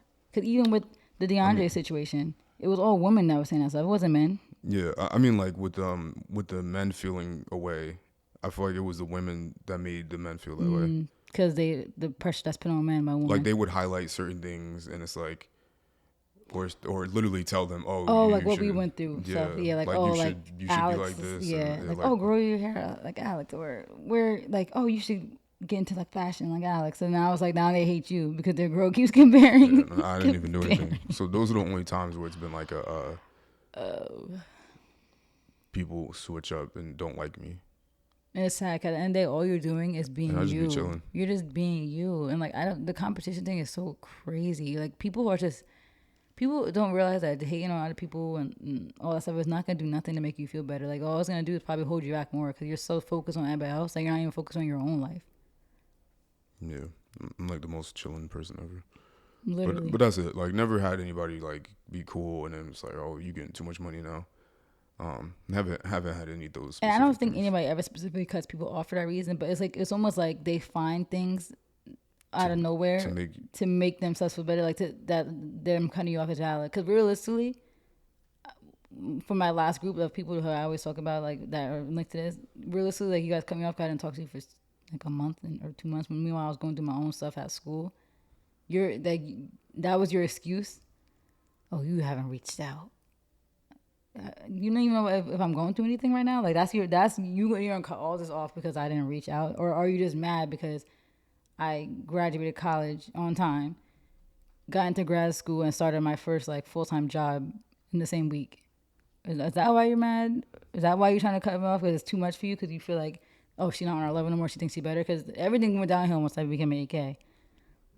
And then right after that, it was like a domino effect of like, now you find a reason to, cause why now? I'm the same friend forever. Like I've been the same, but all of a sudden now you think these things are problems because after I became an AK and then graduated like a few months later. Weird. And then tonight even congratulate me and then try to use that excuse. So because, and then one of them even said like, oh, I didn't congratulate you because you probably wouldn't have responded. Like, you're crazy. You're really crazy. Like, you're just a hater. Like, just say that. If you mind, just say that. And then, you see those same people, what they be up to. It's like, well, that's why you mad. Like, because you're still not even doing nothing. You still not on nothing. So, yeah. People need to stop hating. Hating don't do nothing for you except make you look weird and make you spend so much time hating that you end up being miserable and dying miserable. So I'm happy for DeAndre. I know this little, he tried to do an apology video, and people were mad at his apology video because he was wearing a Versace robe in his apology video about like being elitist. I think he did that to be funny, honestly. And I'm more power to him because he deserved everything that he got, and he didn't ask for the fame. You guys gave it to him at the end of the day. So to hate on somebody who you feel like they're no longer at your level is lame. I'm not gonna go deep into this again because I said this before, but like, if people want more money, why don't people pursue either more money or majors in which you make more money? Because my conclusion is that people want to take the easy way out. Nobody truly wants to work as hard as everybody who has money has worked. Like, even when we take celebrities as example, yes, there's an element of luck to it, but those people also work really hard. Like, for these concerts to go as smoothly as they do, these people work. For these songs that hit, like these hits, some people are just really good at it, but they still work. They sit in those studios for hours and hours and hours. These people that make really good money, the lawyers, the doctors, the engineers, people, in finance, they work hard. Like, they study this stuff. They go through a lot of schooling. People, that's why scammers exist. People don't really want to work. Like, they want money and they have pipe dreams. They think like, oh, if I manifest, the money's gonna magically fall in my lap. Nobody truly wants to actually work hard for money. I think that's the thing. Like, people think that getting a degree in something that they know don't make money magically is gonna make them money. I think it's like delusion. Truly, I truly do. Like, you got to be delusional to think that certain degrees was gonna give you that lifestyle when the information is out there on the internet. But people want the easy way. They want to go to college and they just focus on the partying. And I realize you can balance it. It's possible to balance it. Some of these Ivy League schools, they know how to party. But then when it's time to get to those books, they be in those books too, right? Like, but a lot of people don't have that discipline or that they don't know that you could balance it. So they go through life very last days to go and think that that's gonna make their money magically, and then once it doesn't happen for them, they play damsel in distress and play victim, and all of a sudden it's Biden's fault and the government and Balenciaga's fault. It's everybody's fault. Like, oh, Balenciaga thinks we stupid. We gonna spend our hardworking money on this? No, they don't. They're not thinking about you. Like, you see how I'm trying to wrap everything back in. Thank you guys for watching. No, but like, that's really truly how I believe. Like, and so then they get mad at other people when it works out for them, and they say, "Why me? Why not me?" Because you wasn't in the field. You wasn't. Lazy. Anything else? And that's really it. Cause even like real quick, if you want to use us for example, like, Oh Jesus. no, I'm saying we have work tomorrow, but we're here right now doing this. Like, most people wouldn't be doing this right now. They'd be laid up somewhere eating donuts. It's like, but look what we're doing. We spend our last like almost 3 hours doing this. Like, and if whether it leads to something or not, I would feel comfortable knowing that I tried. But I don't even need this. Like, we got high paying jobs to go to tomorrow. Like, I'm good. But people don't even do this. They don't even do the simple stuff. Like, they'll be like, oh, I'm making a business, and then nothing really happens after that. Like I seen this one person who said they was making a business, and all they did was start the Instagram page. Hasn't posted anything in like 5 years. So it's like, I think a lot of people will like, who those are the people who really want money. Like, those are the people who really are struggling in real life, and like they'll just throw out all these ideas. but then nothing comes from it. You know, and I just feel like a lot of people truly don't have that drive, determination, and strength to get the money that they really want. Like, they rather sit and daydream about lifestyle instead of actually working towards it and thinking that it's just gonna magically happen. Oh, if I manifest and get some rocks and sit and pray by the rocks, then I'm gonna be rich. Like, Thank you guys for watching. This has been the A Couple of Things podcast. Goodbye.